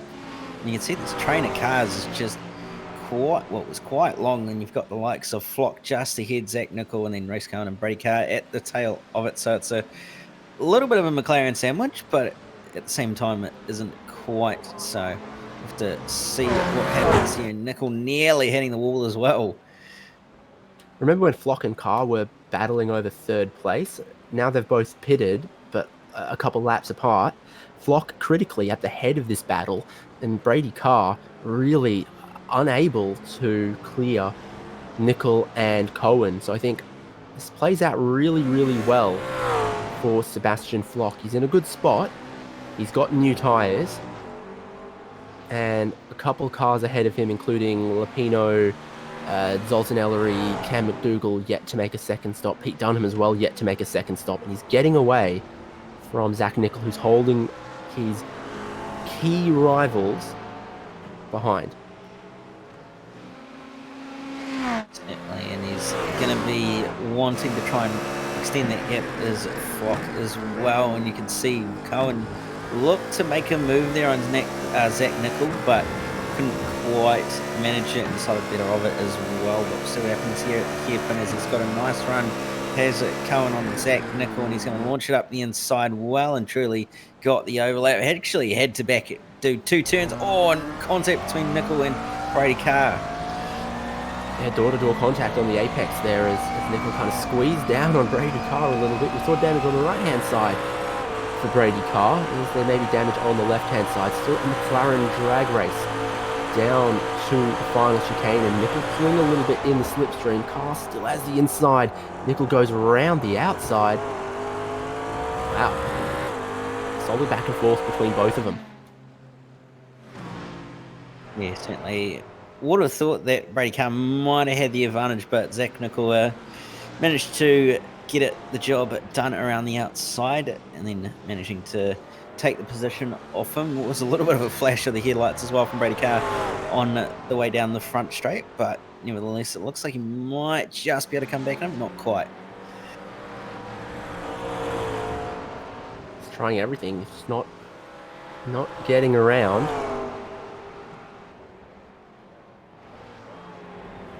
On pits, we'll probably see Shields come back through into the lead. These guys still battle here. Tough to know who's in a good spot at the moment strategy-wise. I think anyone who's made their second pit stop and took tyres at it is probably in a good place. So when Brady Carr had a big run at Zach Nickel a lap ago, but he has a bit of a wiggle this time up against the wall. Hairpin down into as lower gears as they can get. And Cohen in front had a bit of a moment as well, but overall he's getting away from these two, and Sebastian Flock absolutely clearing out ahead of Brady Carr. Zoltan Ellery lays down some rubber there, Cam. Yeah, looks like he's had a spin rejoining the track actually after having a spin on the exit of the chicane as it was. We'll get a replay here of what's happened, but it hasn't been the greatest way to rejoin the track. As you can see, heading into the chicane, just gets a little bit loose on the exit, gets over the curb, luckily doesn't beach it either, does a quick flick spin, and then on the way when rejoining the track does it again. 720 with Pike potentially. Don't really rate the land on him, unfortunately for him, so that's no good for Zoltan Ellery there. Here is, looks like a battle for third, but Matt Lapino is on his outlap. Cam McDougall's going to have to make a pit stop in the next 5 laps or so. Matt Lapino doesn't want to have to worry about that one, so a big move, big bold move gets him back to third place. I think that's about where he belongs in this one. Brady Carr, though, finally, I think making a move stick on Zach Nickel.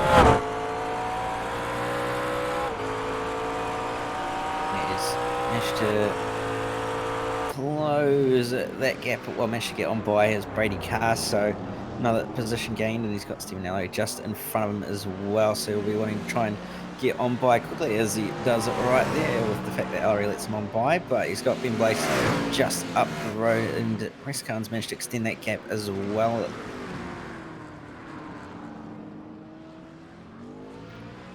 Hayes and Smith, 20th place, with again a damaged-looking Dale Breed in the middle there now.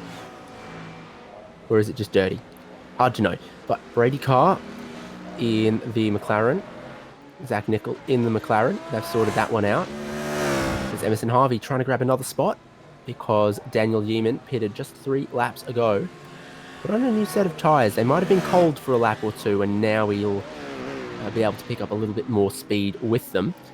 Track temperature has risen. We're pressing through the morning in Montreal, Canada. What was a 25 degrees Celsius track temp has climbed to 32, and I think that's going to keep rising. Yeah, it certainly will. As the day progresses on, we're up to about 2 a.m. and some time now, so it's only going to get warmer and warmer, especially with the fact that we've got just over an hour, or just under an hour left in the race. So it's going to start to get more and more greasy as the remainder of this race goes on, and it's going to make it a little bit more of a challenge for those who haven't taken tyres. Yeah, it's my thoughts as well. I think if it's going to rise to near enough to 40 degrees on track by the end of the race, if you've had those tyres on for 2 hours, there's going to be nothing left of them. So the drivers who have changed their tyres, like Jeff Connell, like Kobe Williams, like Sebastian Flock, I think are going to find themselves in a pretty good position. They're kind of undercutting now anyone who would take tyres at the final stop, and are absolutely going to be in a stronger position grip-wise than anyone trying to take no tyres. Yeah, they certainly will, and they're going to be well and truly on their way near the end of this race, when those on older tyres are really going to be struggling it quite hard when they're well below the drop-off point. But we'll have to wait and see if anybody can try and hold on, whether the track actually does heat up a heap or not. But nevertheless, Emerson Harvey has come down onto the lane to do his final pit stop. No player doesn't speed it onto the lane or out of the lane at this time around, and we're probably extra cautious as well as a result. No way that's his final stop with 55 to go. He's going to need another one. Yeah, true, Going to actually. need another one after that. The other battle I've got my eyes for is Flock versus Ellery, 6th and 7th. Bunch of damage for Dalton Ellery. Has only made 1 pit stop. Sebastian Flock's got fresh tyres, a relatively clean-looking Ferrari into the hairpin. They go. Barrett Linton is having some troubles there. As he goes slowly, the battle catches him, and I think Flock had to roll out of it a little bit there. Wasn't quite sure what the very, very damaged crabbing car of Barrett Linton was going to do, but now he's picking up some speed towards the chicane, where we know the Ferrari can be very strong across the curbs. And we know it is a bit of a weak point for Dalton Ellery with a couple spins there. Flock's got speed once again. Ellery's all the way to the left. Might be going to defend that one. He's going to try to go defensive, but Flock's going to try and go around the long way. Oh, a little bit of contact on the way by, but Flock is not going to give this one up easily, but neither is Ellery, so these two are going to fight it out tooth and nail, try and gain the position. Flock's looking left and right, and Ellery's going to go around and into the wall. Yep, he is. That was important for Sebastian Flock to get done quickly, because you can see that suddenly Reece Cohen, Brady Carr on the same pit strategy are catching him. He hadn't gotten past. I don't think there was any contact there. We've certainly seen that Dalton Ellery's been able to spin that BMW in a couple of places a couple times already this race. Barrett Linton, has that car been fixed, or is it still the same wreck it was? Well, he's excited for the new remaster of Tony Hawk Pro Skater, but unfortunately he's not going to score many points for that maneuver.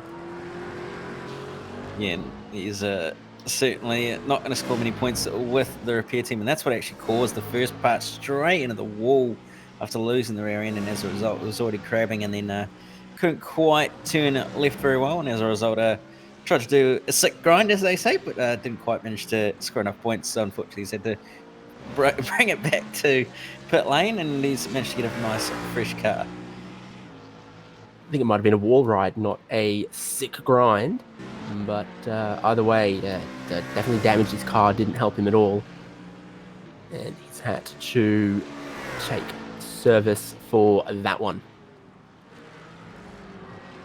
Bunch of drivers on the lane for another stop now, Aaron Shields. Dalton Ellery might actually need some repairs after his contact with the wall. Reese Cohen also going to make a second stop. Do these guys go for tyres at this one? I think if I was Reese Cohen, I would. Nope. He's not gone for tyres. He's taken the Kimi Räikkönen strat and gone for an ice cream. Yeah, that's really odd that he's decided to call it a day, considering he was sitting in P7 up until that point and on for reasonable results. So, not quite sure what's happened there, but nevertheless, it's not the way that he probably would have expected to finish this. It's a battle for track position here. Cam McDougall's gone very long since his first stop. Kobe Williams has a lot more speed. Does not want to get held up by him. He's going to go to the right-hand side, and McDougall's going to let that one go. So Kobe Williams back into the top 3.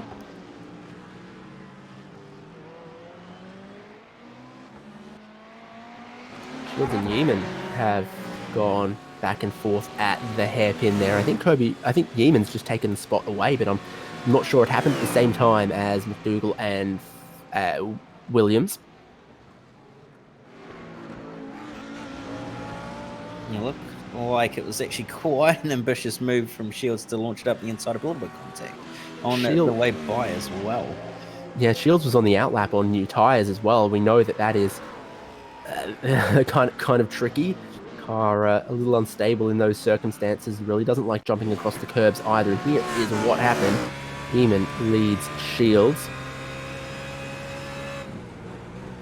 And whoa. That was quite a big hit. You can see the damage on the right-hand side for Yeaman there, actually. It's kind of masked by the fact that there's a lot of track grime and rubber and so forth down low on the car, but it's definitely bent up behind the right wheel arch. That was an iffy ouch. Technical term, that one.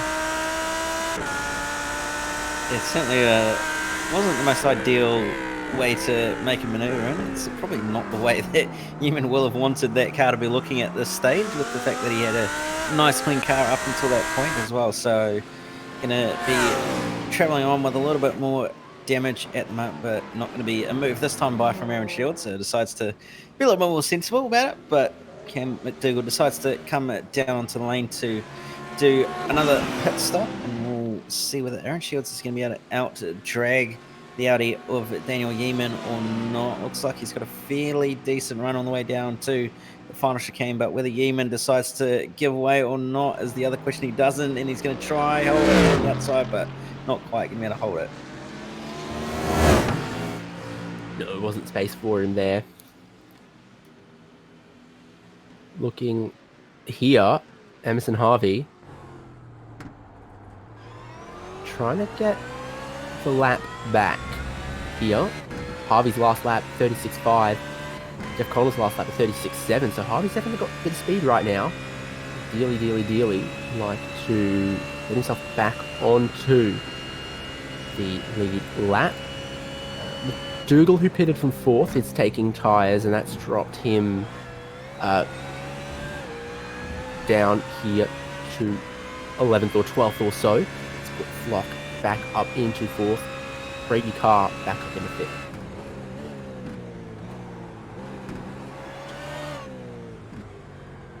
You see, just coming out of the lane, there is Cam McDougall just ahead of Jeff Connell, but he's going to let Connell on by to not hold him up too much, and Mr. Harvey just in behind as well. So technically a race for position between McDougall and Harvey. Harvey trying to get another position and launch it up the inside, and is just going to manage to get it done.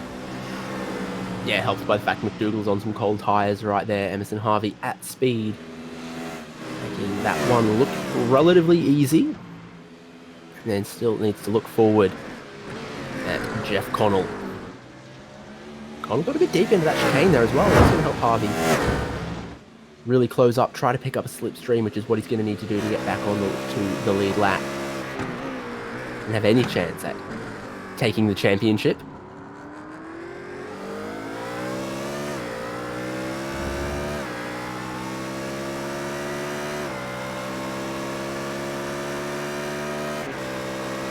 That make you actually wonder if maybe Reese Cohen decided to maybe help his teammate out and possibly call it a day just to give Harvey one extra position and a little bit more points towards that championship as well. Could possibly be a thing, but who knows what may or may not have occurred.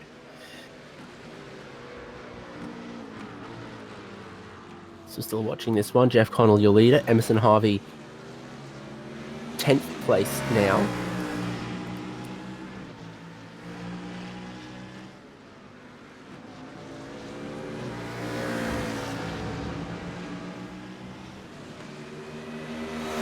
Jeff Connell will know what's at stake. How hard is he going to try to keep Emerson Harvey off the lead lap is one to think about. Dale Breed, CM, BMW. Oh, I think Harvey just tagged the wall there just a little bit. He's pushing really hard right here, you can tell.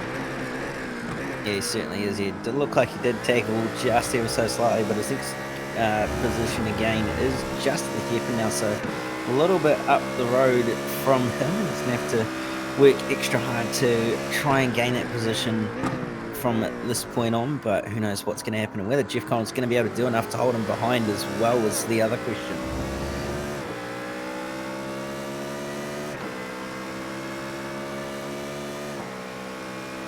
So it is Emerson Harvey past the little kink in the back straight, in the toe, underneath the bridge, and then pick your braking marker on the left, throw it across the curbs, and don't become a Wall of Champions victim on the exit. Then complete another lap. Close to Jeff Connell, but still not close to being able to get his lap back. Yeah, he's going to want to be getting that lap back as quickly as he can as well and not being held up by Jeff Connell, so he can try and gain some more positions, as there's bound to be a few drivers there he's going to be a lot quicker than who are ahead of him, especially the likes of Yeaman, Dunphy, and a few others as well. So we'll have to wait and see what happens. But he's certainly having a bit of a trying race, trying to find a way on by Jeff Connell, who seems to have just enough pace to hold him behind at this stage.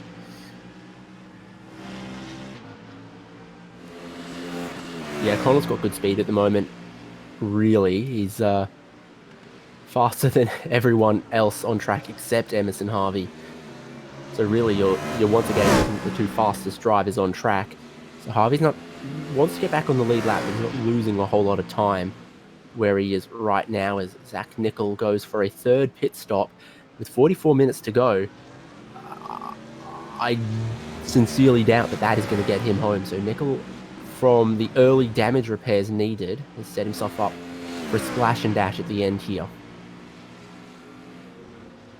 Yeah, he certainly has, which is not going to be a bad thing. Zach Nickel in the lane now for another pit stop as well. So we're probably going to be saying to do another pit stop to try and get home from here if they haven't already.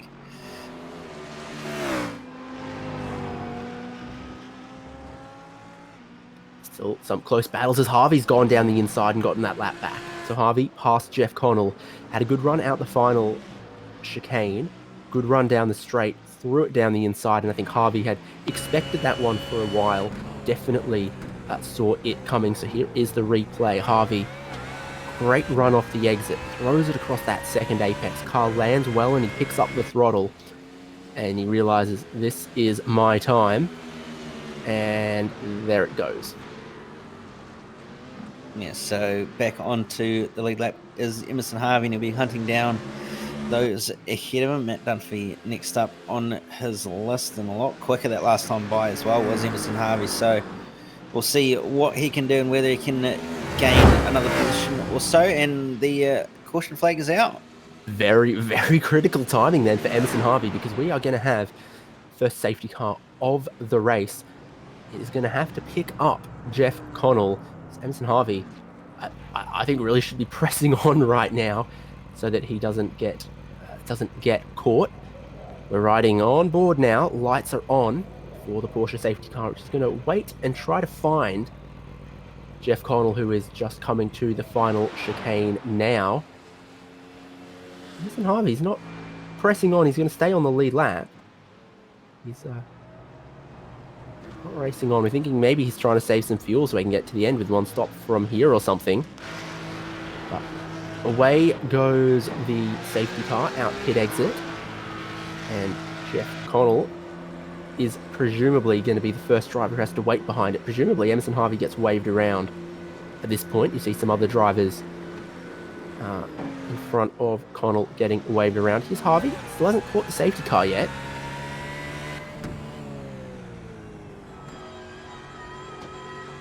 There's still a little bit to go to catch the safety car. It's just up the road from where they are now, so shouldn't be too far away from it checking out, but he's going to be fuel saving a lot as Emerson Harvey to try and minimize the time that he's going to be in the pit lane to get home here, and he's really going to be hoping that he can find some extra positions as well from fuel saving so much and taking so little fuel on the pit stop.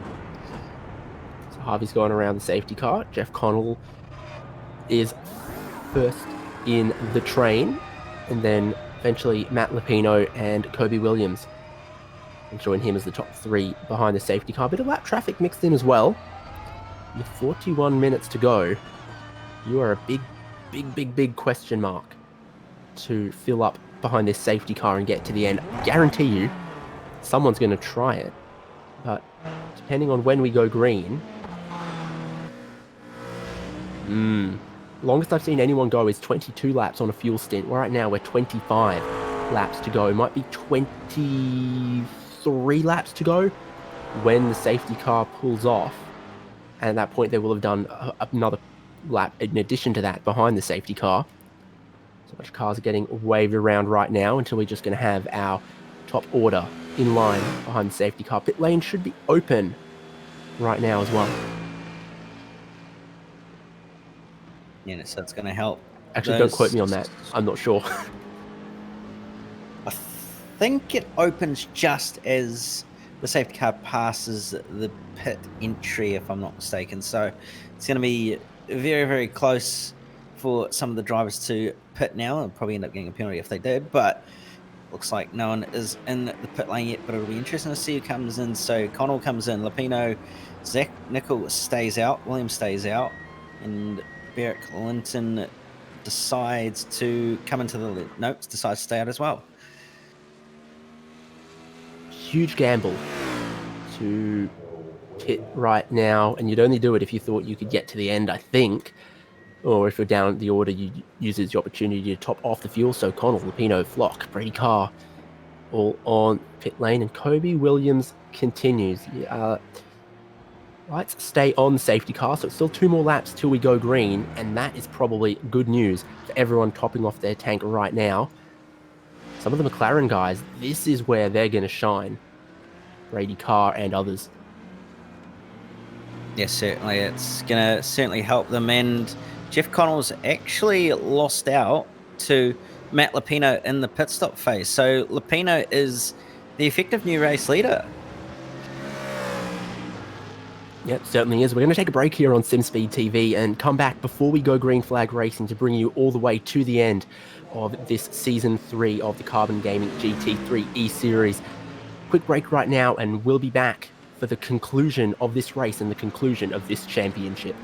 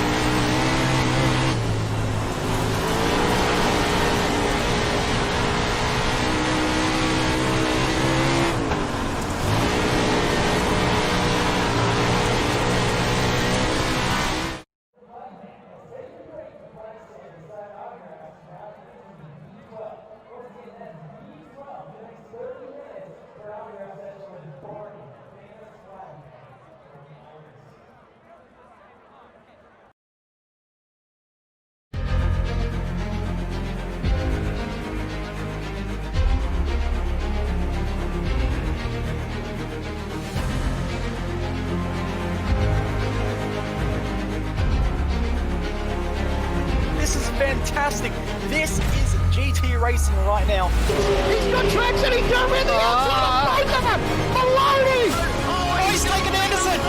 Anderson's up top. Oh my God. Oh, big crash. Oh my goodness, half the field's going to get rolled. Second very close. These guys are want to make their way through the field very quickly. Oh, here we go. Oh no, that's massive. This is it. This is over. I can't believe this. Oh my God. God, what?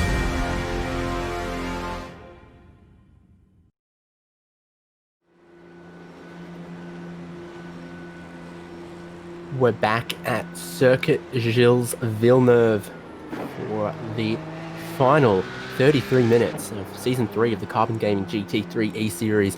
There's been a 2-hour race and we're now right towards the end. Late safety car has bumped things up and given us some questionable and some 300 IQ strategy moves out there. We've just seen Kobe Williams, who was at the head of the train in first position, jump into the pits. He cycled back through into 14th, but he is definitely fueled to get to the end.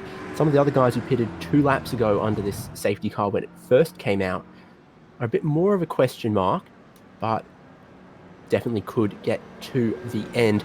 So Matt Lupino leads. Jeff Connell right behind him, I think has slightly newer tyres going on there. Matt Dunphy has ended up in 3rd place, big beneficiary of this safety car. And then Emerson Harvey is in 4th, has not pitted underneath this safety car, is going to need a pit stop to get to the end when we go green at the end of this lap.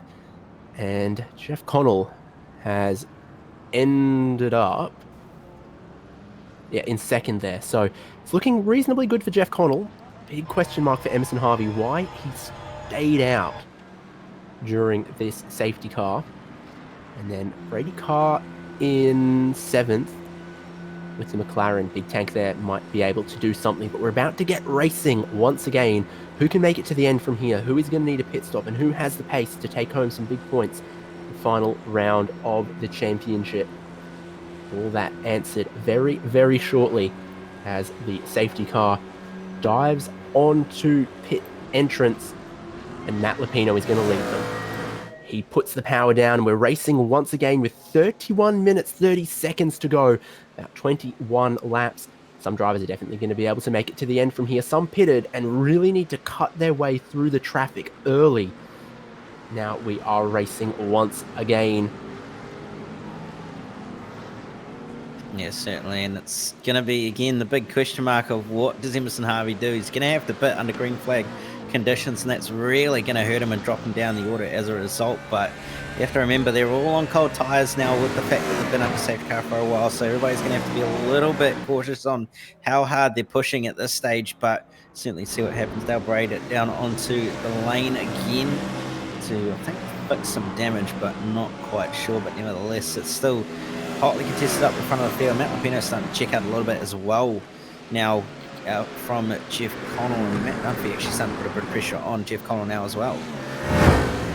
He's going to have to hit shortly, though. He did hit under the safety car. So 3rd and 4th, quite low on fuel. Flock back in 5th there. I think is in a good spot because he took tyres at the halfway. He took fuel underneath the safety car, and now the 2 cars in front of him are going to have to pit. Emerson Harvey dices his way up to 3rd. Still on a bit of an iffy strategy where he's going to need a green flag stop to get to the end in the final half hour here. Matt Lupino, big winner at the front. Connell doing what he needs to do in 2nd. And there goes Dunphy for pit entry. And there goes someone else as well, Cam McDougall. So that clears up a bit of the traffic. Sebastian Flock's under pressure from Aaron Shields as they come down towards the start of the lap here. Shields has a look, but it's not quite enough. Flock maintains the speed around the outside, takes the apex for the hairpin. He's now up into 4th, and this is going to be the battle for the final step on the podium once Harvey pits. Yeah, it certainly will be the final step on the podium. Battle for the final step on the podium, I should say, between Shields and Flock. Probably want to say it's in favour of Flock, but at the same time, Shields has showed some pretty decent pace over the course of this race, so we have to wait and see what happens. But Harvey's actually closing in on Jeff Connell now, so might actually be able to find a way on by.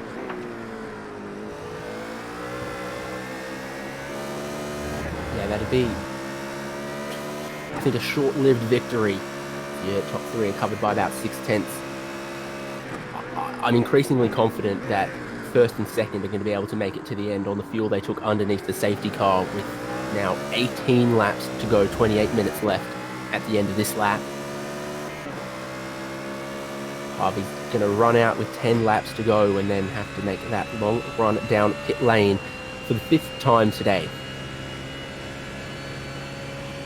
Yeah, he's certainly going to drop down the order as a result, although if he pushes on hard enough, he might be able to build up enough of a gap that he doesn't drop too far down the order and barely stay on the last lap. He's probably going to drop around to 15th, maybe 14th, depending on the pace he has, but he slips on by Jeff Connell, does Emerson Harvey, so he slips into second place for the time being. And now the question is, what does Matt Lupino do here? Does he try and keep on pushing, or does he slow up and let Harvey on by and then sort of possibly work with him and to try and hold up Jeff Connell as long as he possibly can? We'll have to wait and see.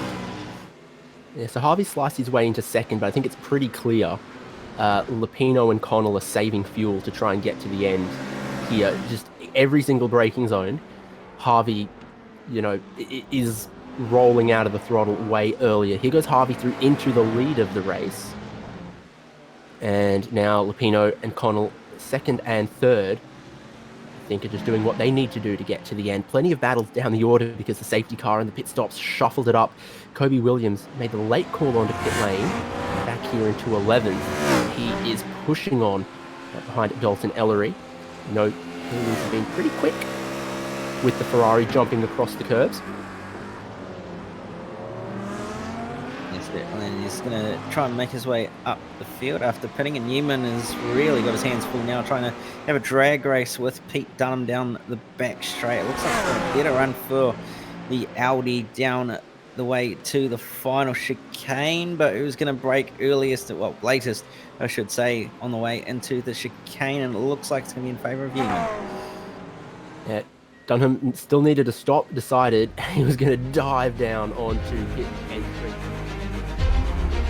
that time around. Might actually get in trouble for that, but there's a problem here for the Mercedes of Ben Blaise. He already had a drive-through penalty looming over his head for some contact, and now what has happened to Blaise? A lot of damage lurking on that car. Just popped the motor, did he? Yeah, that's a little bit unfortunate. Struggling with power or anything, so a little bit weird, or possibly that damage has been causing some cooling issues, and unfortunately he's had to tow that one back to pit lane. Unfortunately, may have to retire if he's already used as a fast repair, but Pete Dunham exits pit lane now, a little bit down at the order. He's going to find himself just behind, I believe that's going to be Cam McDougall, so not too far behind, but he actually found himself ahead of Matt Dunphy as well. Side by side there, I think Kobe Williams gets a little bit of the wave through from Dalton Ellery. Knows that Williams has a lot more pace than him, and Williams presses on. At the front, I think there's definitely fuel saving for Lupino and Connell, because Harvey has cleared out, did a 36.3 compared to a 138 for Lupino and Connell. These guys are, I think, coasting home. Oh, in the fence for Lupino. Looks like he doesn't look like the car is too badly damaged, but Flock's going to get on by as a result as well, so he's going to lose 2 positions there. Shields may be able to find a way on by as well, so he might lose 3 for 1 here, and he looks like he's going to... Steering is way off. Lupino is in a world of hurt right now. Sure, the panels are a little bit bent up, but I think the right rear made big contact with the wall, and I wouldn't be surprised if the toe is out there and that's causing the steering to be off center. Car might be crabbing a little bit, so Brady Carl's the next to line him up and have a go. It means that Connell is now your net leader, with Flock net second and Aaron Shields net third. pending an Emerson Harvey pit stop. Here goes Brady Carr. No, it does not go Brady Carr. He decides to think better of it and just decide to try and set him up for the run into the final chicane, I think, and probably knows that there's a bit of damage on Lupino's car as well, so he knows he's going to probably have to pit at some stages of Lupino, so probably not a bad idea to just sit in behind and wait till he dives to the pit lane. For another lap in a row, it's Emerson Harvey in the 36s and everyone else in the 38s, and I have to think that's because some worries about fuel here.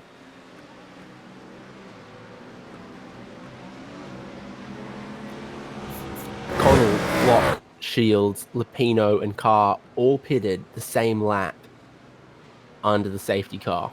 So they're all on the same fuel and no conservation here. Aaron Shields, 2 for 1, wants to get to the head of the train.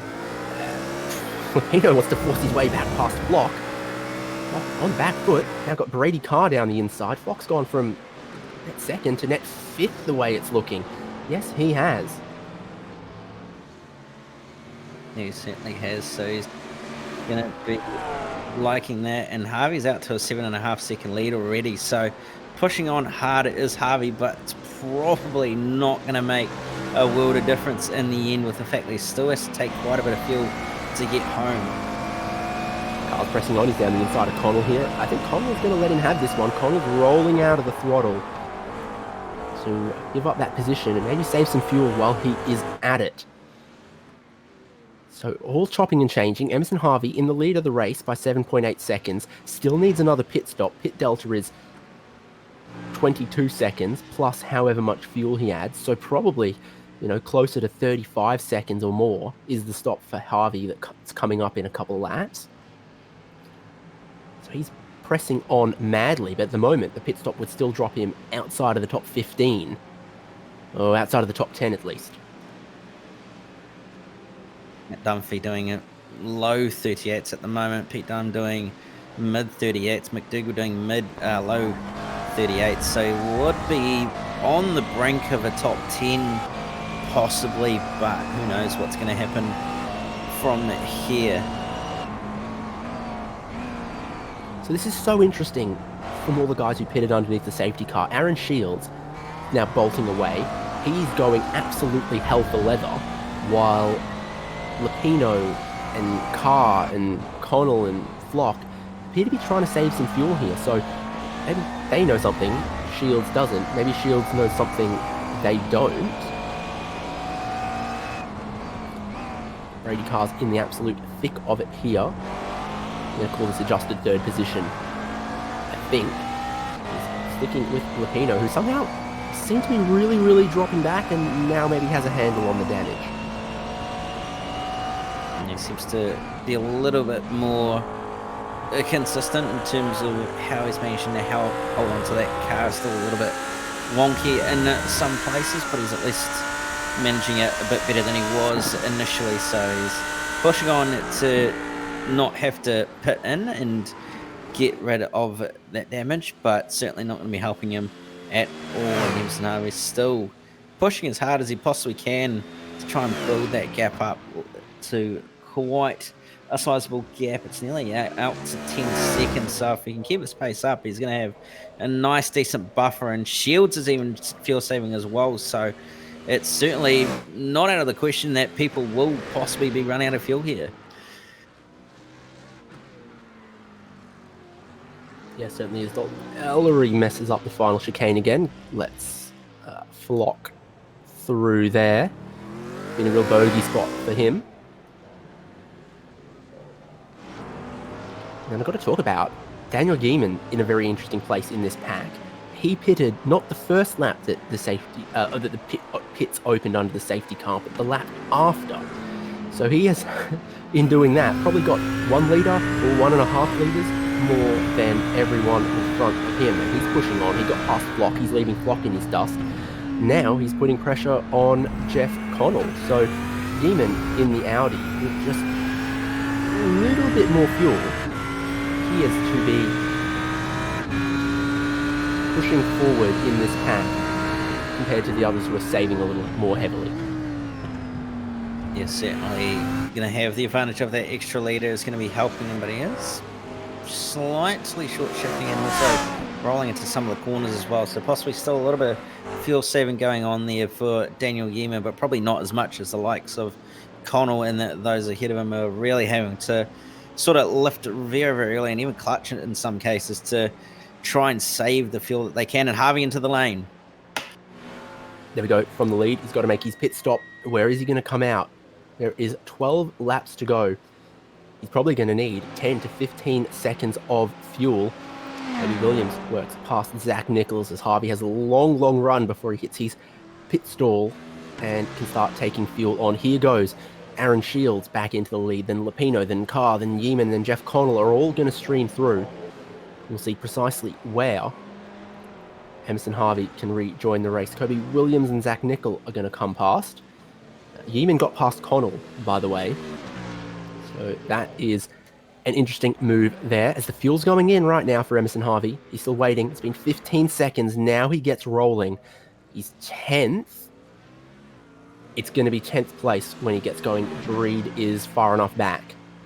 So Emerson Harvey in 10th, 24 seconds behind the lead with 17 minutes left to go in this race. Yeah, might actually just gain a few more places here as well, as it sounds like there's a few drivers really conserving fuel at this stage. So be able to push on hard from here on out will Emerson Harvey, while others will be trying to save fuel to get home from here.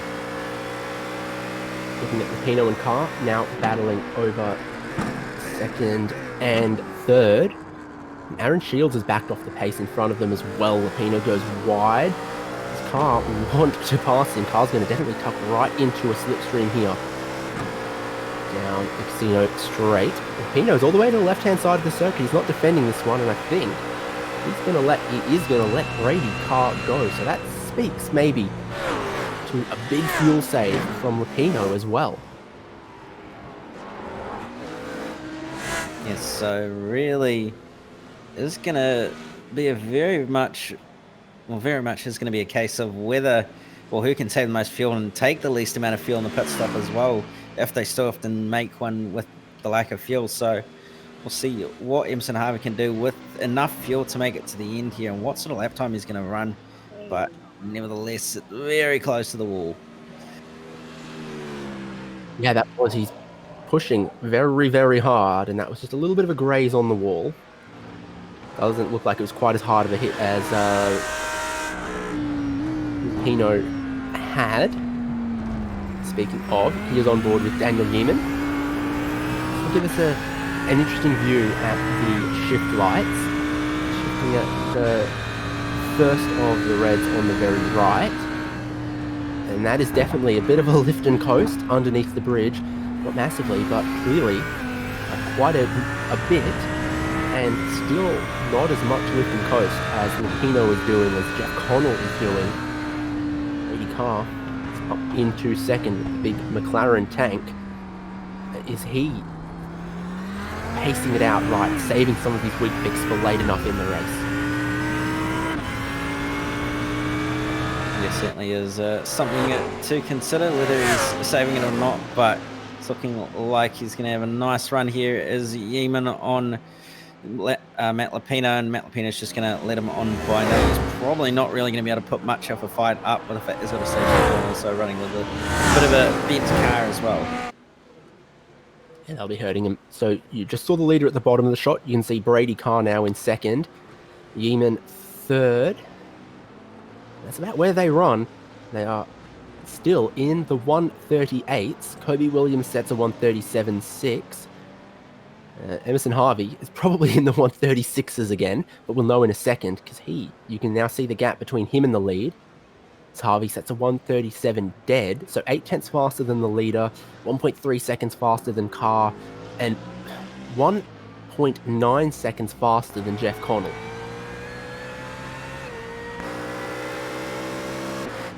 That's a big pace differential at the moment, and it's really probably going to be helping him as well with the fact that it's quite the gap. So see what happens, but Harvey's still running the laps that he needs to at this stage and really working them nicely. Yeaman's also been catching Carr for second here, so Carr has ramped up his savings. Yeaman is now going to have the slipstream behind him. This is...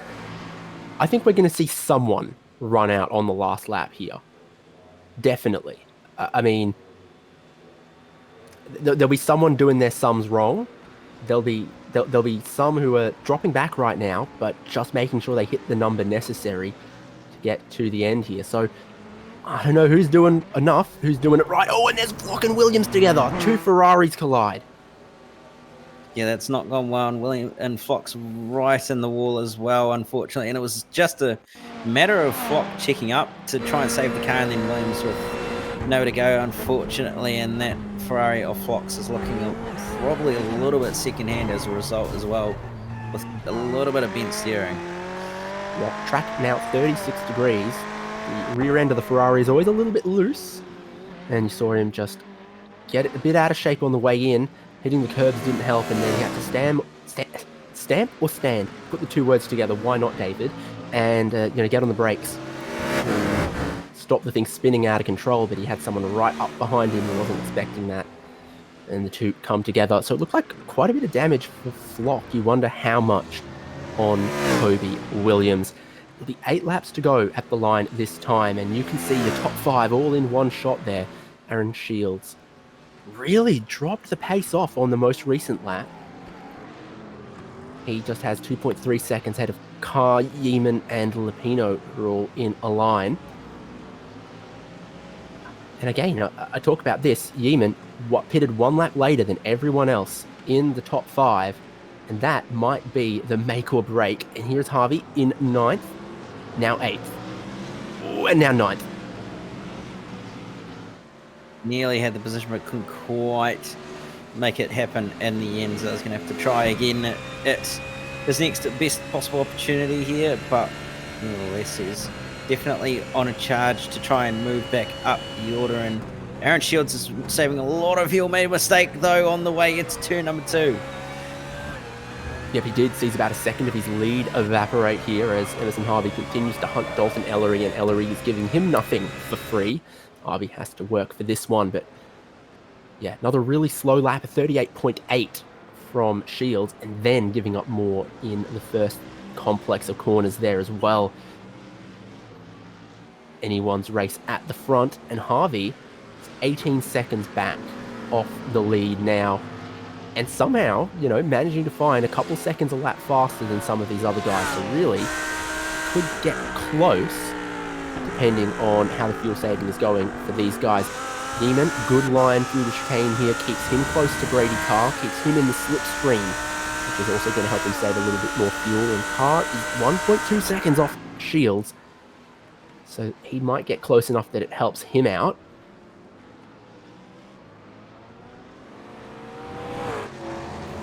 Harvey's got an 8th. He might just get close enough at this stage to possibly get a top 5 all Harvey based on the pace that he's got, but it's going to be very, very marginal. It's going to be very marginal as well for the likes of Shields and that who are saving so much fuel. I mean, they're clutching all the way down, halfway down the back straight pretty much. We're going to get an update on the lap times. You see Kobe Williams in the background there is pressing on as well. 38.2 for the leader. 37.5s, 37.4s for second, third, and fourth. Kobe Williams at 36.9 is really, really getting after them. And then Zach Nickel, Emerson Harvey. And for Harvey, it's that 37.2, but he had to go back and forth a bit with Dalton Ellery on that one. The traffic's starting to hurt him a little bit. Certainly is starting to hurt him a little bit. He's starting to come back now, though. This angle just can't quite see the shift lights for Lupino, but you can see the rev counter, and there he's rolled out of the throttle. Kind of tough to judge exactly what the situation is. board. But what about down into the hairpin? Another big braking zone, so big opportunity to save a bit of fuel. Or not, not sure. Jeff Connell, though, is right to the back of the pack once again. So early in the green flag run, he was saving very, very heavily. Now he's trying to come back with them. He might have made the right call early so he can push hard later. Pushing hard is Emerson Harvey, now clear of Zach Nickel and up into 7th. It's another 10 seconds up the road before he gets to Kobe Williams, the next car in his pursuit.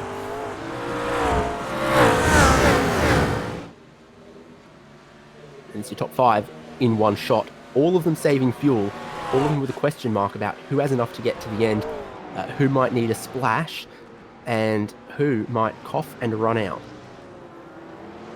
Yes, certainly. Newman looked to possibly make a move on Brady Carr there, but just couldn't quite get enough overlap and ended up nearly running into the back of him. So he's got some very good pace at the moment, has Newman, and he's looking like he might be able to possibly be a threat for second place here, possibly even the lead if Aaron Shields runs out. But we'll have to wait and see what happens and whether everybody else behind can keep up, well, catch up and get on by or not. Anyone who can give it full beans on the final lap, who doesn't have to lift and coast and who won't cough to the line, is a good bet in this top 5 here, because, you know, if Carr and everyone else, you know, have to really coast it around on the final lap and you can give it everything, then you're really going to be able to attack them into the braking zones. And Brady Carr, I think, is one of the drivers who gives away his intentions, because when you roll out of the throttle in the McLaren, it starts shooting flames as Connell and Lupino go side by side. Connell puts Lupino back in position. So from the early savings, Connell's now getting aggressive again.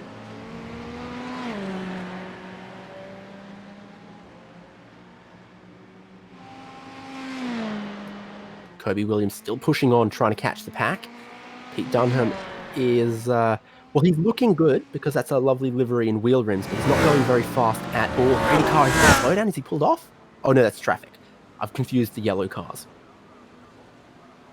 Still going as Brady Carr and still pushing on. Seems quite hard at the moment. A 37.9 last time by compared to Aaron Shields' 38.0 and 37.9 as well for Jeff Connell. So quite interesting. And problems for Yeeman, who's had to end up finding the wall. Not good at all, knowing that his clever strategy ploy had him in a good spot. He's right up behind Brady Carr here, and he just loses the rear all by himself. Track temperature 35 degrees. What are the tyres underneath Yeeman? Did he take tyres at any point in this race, or have they been on since the beginning? I think he did take tyres at one point, but I can't remember if it was the first or the second stop. Definitely some drivers out there who've been on their tyres since the very, very start. And what that does is it puts Yeeman back far enough that he's well and truly within the clutches of Emerson Harvey, who's going to be able to grab another position and a couple more very potentially critical championship points the way it's going. Yes, certainly. And Jeff Collin doesn't appear to really be making too many gains. Oh no! Brad Hayes around. Emerson Harvey had to avoid, and he's definitely scuffed that car up a little bit. Don't think it was a huge hit. That's no good for Emerson Harvey at all. He's coming down towards the hairpin at the back end of the circuit. Gap was closing to the right. He had to go to the left, and then the gap was closing to the left.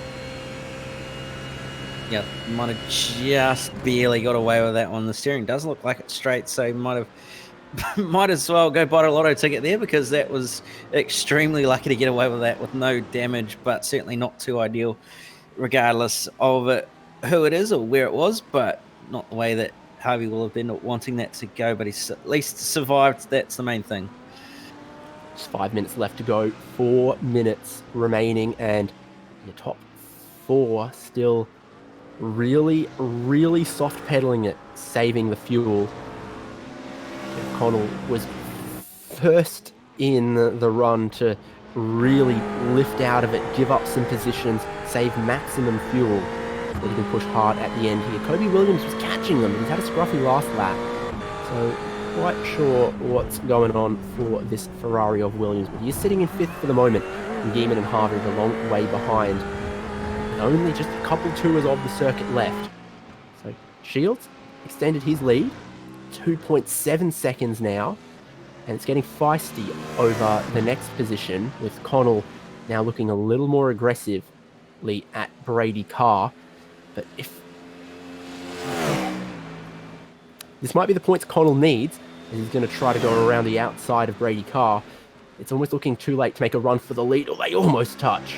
They almost touch for second, but eventually Connell gets around the outside cleanly, puts Brady Carr back into third. Certainly it does come back in the third, but it could be the difference between the championship and winning and losing it really for Jeff Connell, so we'll have to wait and see. But Harvey's not too far off the back of Yeeman here, so he'll gain another spot very, very shortly, but he's starting to run out of time as Emerson Harvey to try and gain any more positions. Yeah, you imagine Yeeman's a little vulnerable here, but then it's just such a big gap further up the road with so little time left. Just 3 more laps, 2 more when they cross the line next.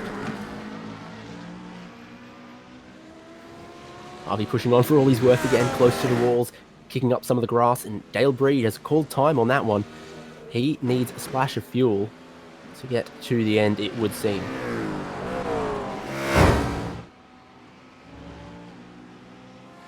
It certainly might be the case in the end, but we'll have to wait and see whether it ends up being a reality or not.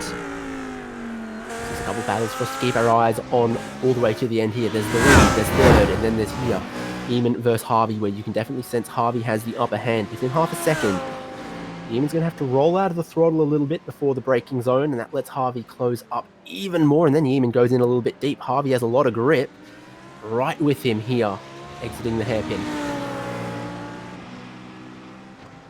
It's certainly close enough to definitely get a move and have the draft, that's for sure, and it will be probably moving down, it's fair to say, although not quite going to be close enough, so maybe not going to be able to get the move it done on the way into the final chicane, but it's probably going to be able to get close enough on the way into the likes of turn number 1. Possibly not again. Yeah, probably not, and probably that damage is going to be hurting him as well as a result. 2 to go. Harvey gets close, not close enough. It's starting to look like there might actually be the opportunity for Yeeman to keep him behind. They've all spread out, trying to save their fuel further up the road. Shields has 2.3 seconds. Connell's broken away from Carr, and Matt Rapinoe can't quite stick with the McLaren there. So here for 6th, Harvey, no need for fuel saving. Yeeman trying to get the Audi to the end.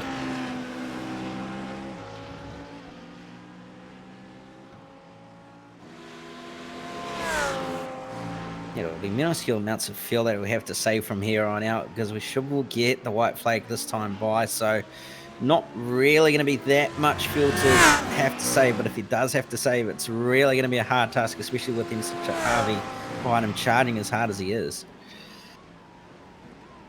Yeah, we don't know which driver's got ahead of the fuel saving and can then push a little bit harder later on, and who is really going to find themselves in a sticky situation on the final lap here, watching their fuel potentially drop to 0 before they can reach the line. Harvey really closing at the end of the straight here. Post from Yeeman, it's a little bit. Is it enough for Harvey to get down the inside? I don't think he's got any overlap there. Quite close enough. Yeeman stays in front. Aaron Shields has taken the white flag. 1 lap to go. And then Brady Carr is now closing up on Jeff Connell. Matt Rapinoe is closing up on him. So it's all closing up once again for second. World of pressure that Daniel Yeeman is in right behind, as well as Rapinoe hits the wall once again. A lot more damage this time. Yeah, pushing a little bit too hard as Rapinoe, and as a result, has just hit the wall. Big hip and shoulder. Daniel Yeeman stays ahead of Emerson Harvey, who couldn't force his way through, and that might be his goose cooked on that one. Brady Carr, headlights flashing, throttle wide open, now with the pressure on the Jeff Connell BMW. They're not going to be able to catch Aaron Shields lest he run out, but then a big wiggle from Connell. Brady Carr's got to run, he's got the fuel. Potentially, we think, he's going to go side by side down to the hairpin on the final lap, battling for second place. Critical points for Connell in his chances for the championship. He runs a little bit wide. lets Brady Carr tuck up underneath him. Aaron Shields is home and away and clear. He can roll this one to the line, surely, with 3.5 seconds in hand. Second battle on behind him, but through a 2-hour race, a lot of strategy, safety car, and some fuel saving right at the end here. Somehow, Aaron Shields is going to come out trumps, power down to the line. Checkered flag is waiting for him. Battle in the background you see as well, but Aaron Shields is the winner for the driver's choice circuit, Circuit Gilles Villeneuve. Jeff Connell's not going to run out of fuel to the line. He grabs second. Brady Carr grabs third. Neiman and Harvey trying every single way he can. But there's the fuel for Yeeman. He makes it home in 6th. Harvey only gets 7th. Bolton Ellery is going to get 8th. We're going to wait on official confirmation on the championship points. Jeff Connell grabs 2nd. Benson Harvey grabs 7th. Zach Nickel, one of the drivers who has run out of fuel, just coasting it to the line here. The line comes up just in time to save him from Cam McDougall. Definitely. If it was 500 meters a lot further down the road, probably wouldn't have had him, but not quite going to be the finish that the car behind would have wanted. But Barrett Clinton going to hold on for P15. Matt Dunphy is going to come home in 11th as well. Dunham going to bring home a 12th. Breed in 13th. Yeah, so we'll look at the results now, and then we'll get official confirmation on the points championship. So Aaron Shields was the winner. Jeff Connell 3.8 seconds behind, just snuck it home ahead of Brady Carr. Matt Lupino in 4th. Kobe Williams 5th place.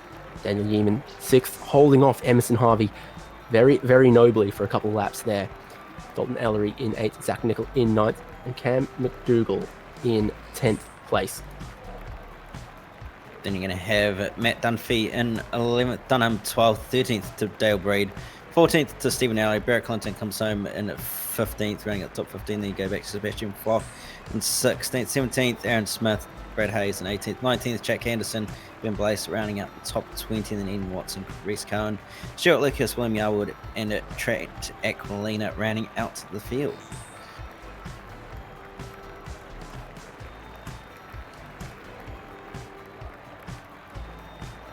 Well, we are shortly, I'm sure, going to be joined by some of the drivers for some interviews, and we'll pick their brains, but I'm seeing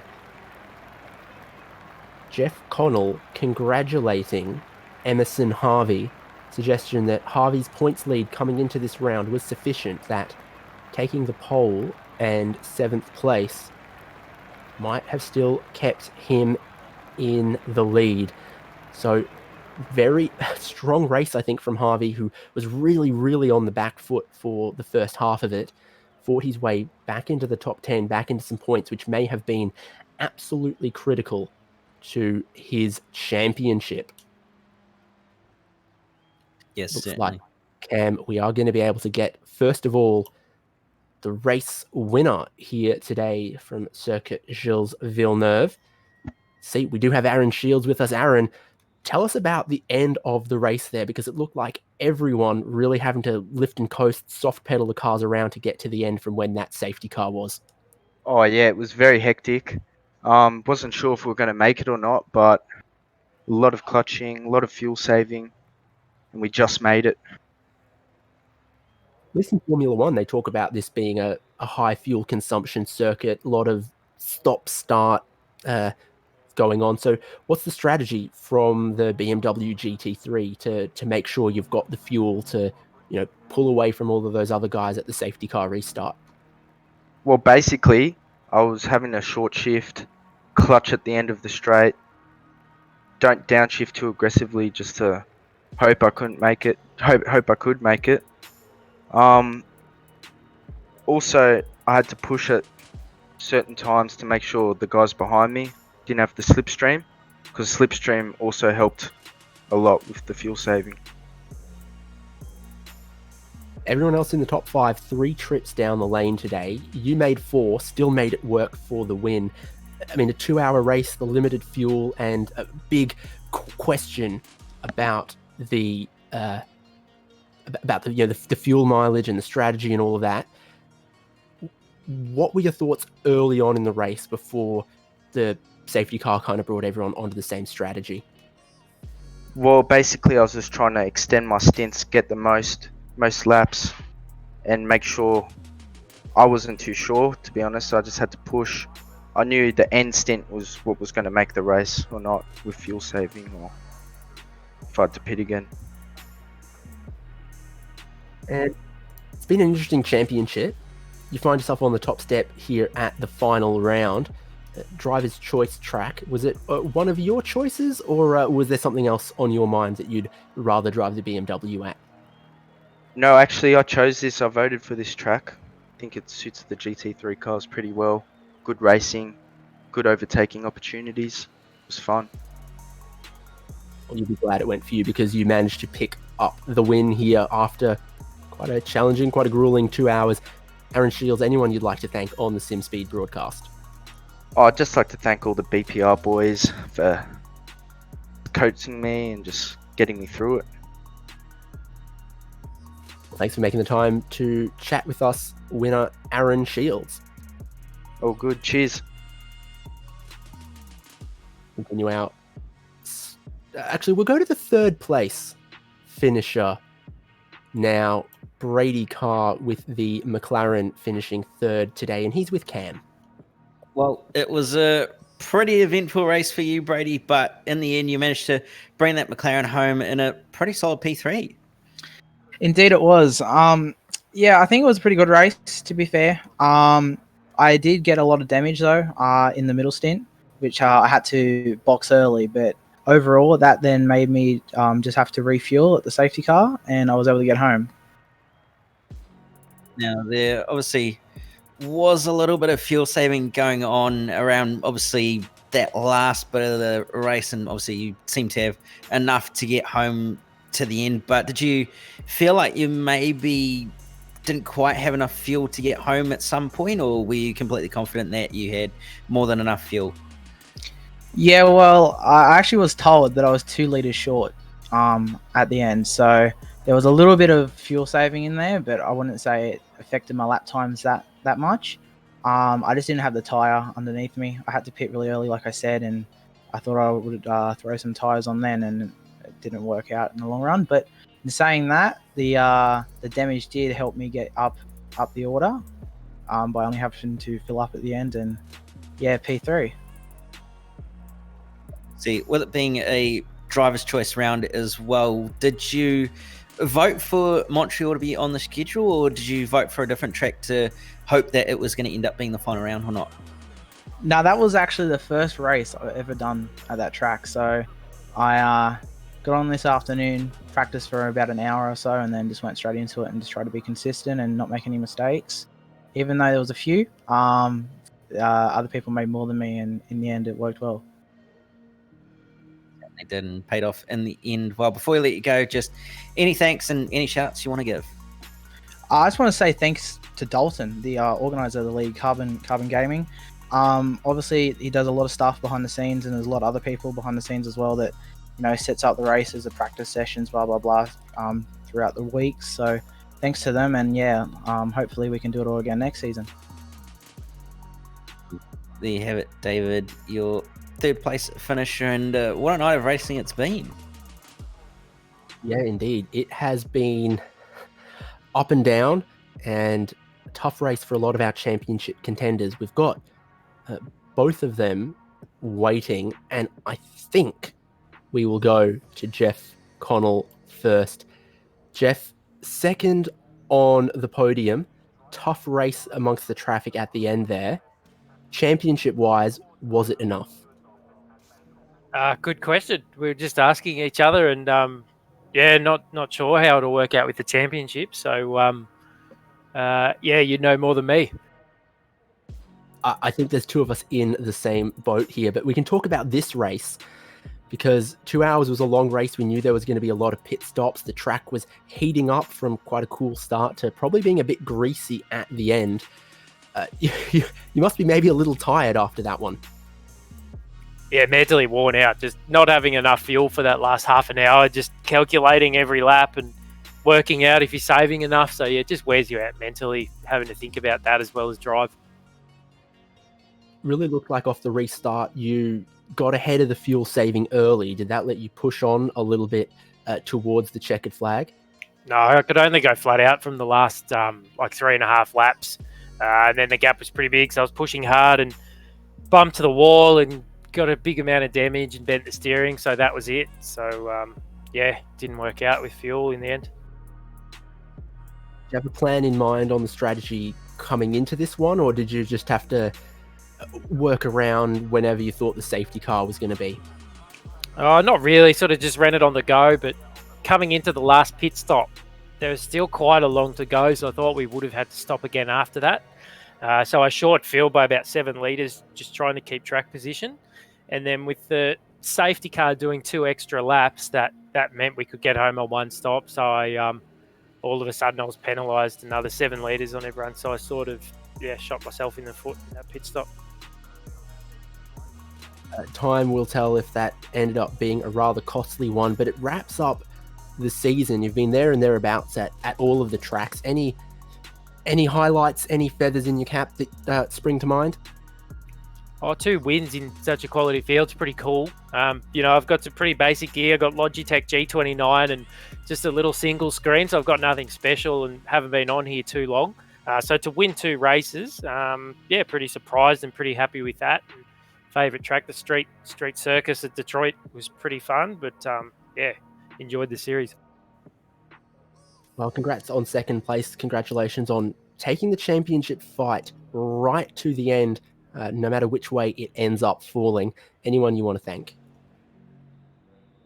I'll just thank you guys for the good broadcast, and also Dalton, the huge amount of time and effort he puts in for us to go and have fun like this. He runs it really well, so you get a good group of people racing. I've enjoyed it, so thanks to him. Thanks for speaking with us, Jeff. We're going to go now to Emerson Harvey. And, well, really, really on the back foot at the start of the race there, all the way off the lead lap. What were you thinking championship-wise at that point? I thought I was in a bit of strife championship-wise, seeing as Jeff was at the front. It was pretty crazy race there, both at the start and the end. Penalties which weren't wanted, but it is what it is, unfortunately. But pretty crazy place there for a second. And do you have a reading on the situation, the way the cards may have fallen? Yeah, well, luckily I took tyres at the first stop with a full tank of fuel, but obviously the cost of that is the time on the pits. So it was okay. There wasn't too much drop at Montreal, whereas someone like Belle Isle, you tend to find a lot of drop off. But luckily here wasn't too bad, especially in the BMW, which was good. Tell us about the strategy staying out behind the safety car. I mean, in the end, you were flying along, passing some people who might need to have saved a bit of fuel, got yourself up into 7th place. But was that really the optimal strategy there, do you think? With hindsight, would you do it the same? With inclusion with all my penalties, unfortunately, I got a speeding in the pits. My button didn't work, which was pretty sad, but I decided to stay out there as I didn't actually need a pit because I had pretty much a full tank of fuel. So if I had a pitted, I would have lost just time and I probably would have been a lot further back. So I decided to stay out, use. Well, I didn't do anything, but we lost Emerson Harvey there, potentially a championship winner.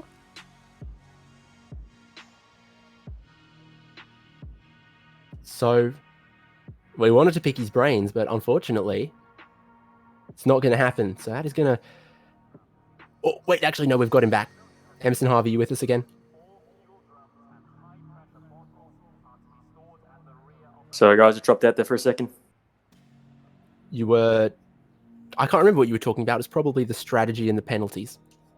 Yeah, sorry, I just dropped out there for a second. But unfortunately got a few penalties there which weren't wanted, so played into strategy a little bit. Well, all of it together, you put on some good battles. You took a couple of race wins in the championship, brought it all the way to the end, and made it a really, really close fight. So anyone you want to thank? Yeah, just my sponsor, Focus on Furniture, and again, the BPR boys. We're all in there. We push each other so hard, and we really enjoyed the Carbon Sim Gaming Series. So like to thank Dalton as well. He's put on a great series once again. So yeah, really thankful to him. And that is going to conclude our coverage of Season 3 of the Carbon Gaming GT3 E-Series.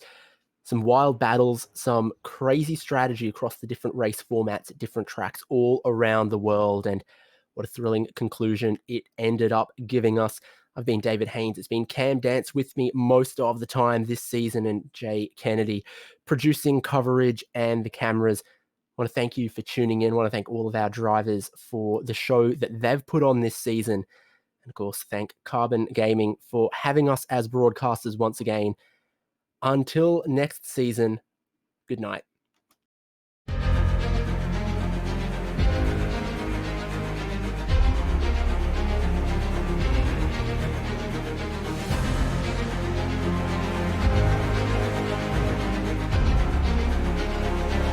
This is fantastic. This is GT racing right now. He's got traction. He's got everything outside of both of them. Maloney. Oh, he's taking Anderson. Anderson's up top. Oh my God! Big crash! Oh my goodness! Half the field's gonna get rolled. Second very close. These guys I want to make their way through the field very quickly. Oh, there we go. Oh no! That's massive. This is it. This is over. I can't believe this. Oh my God. No!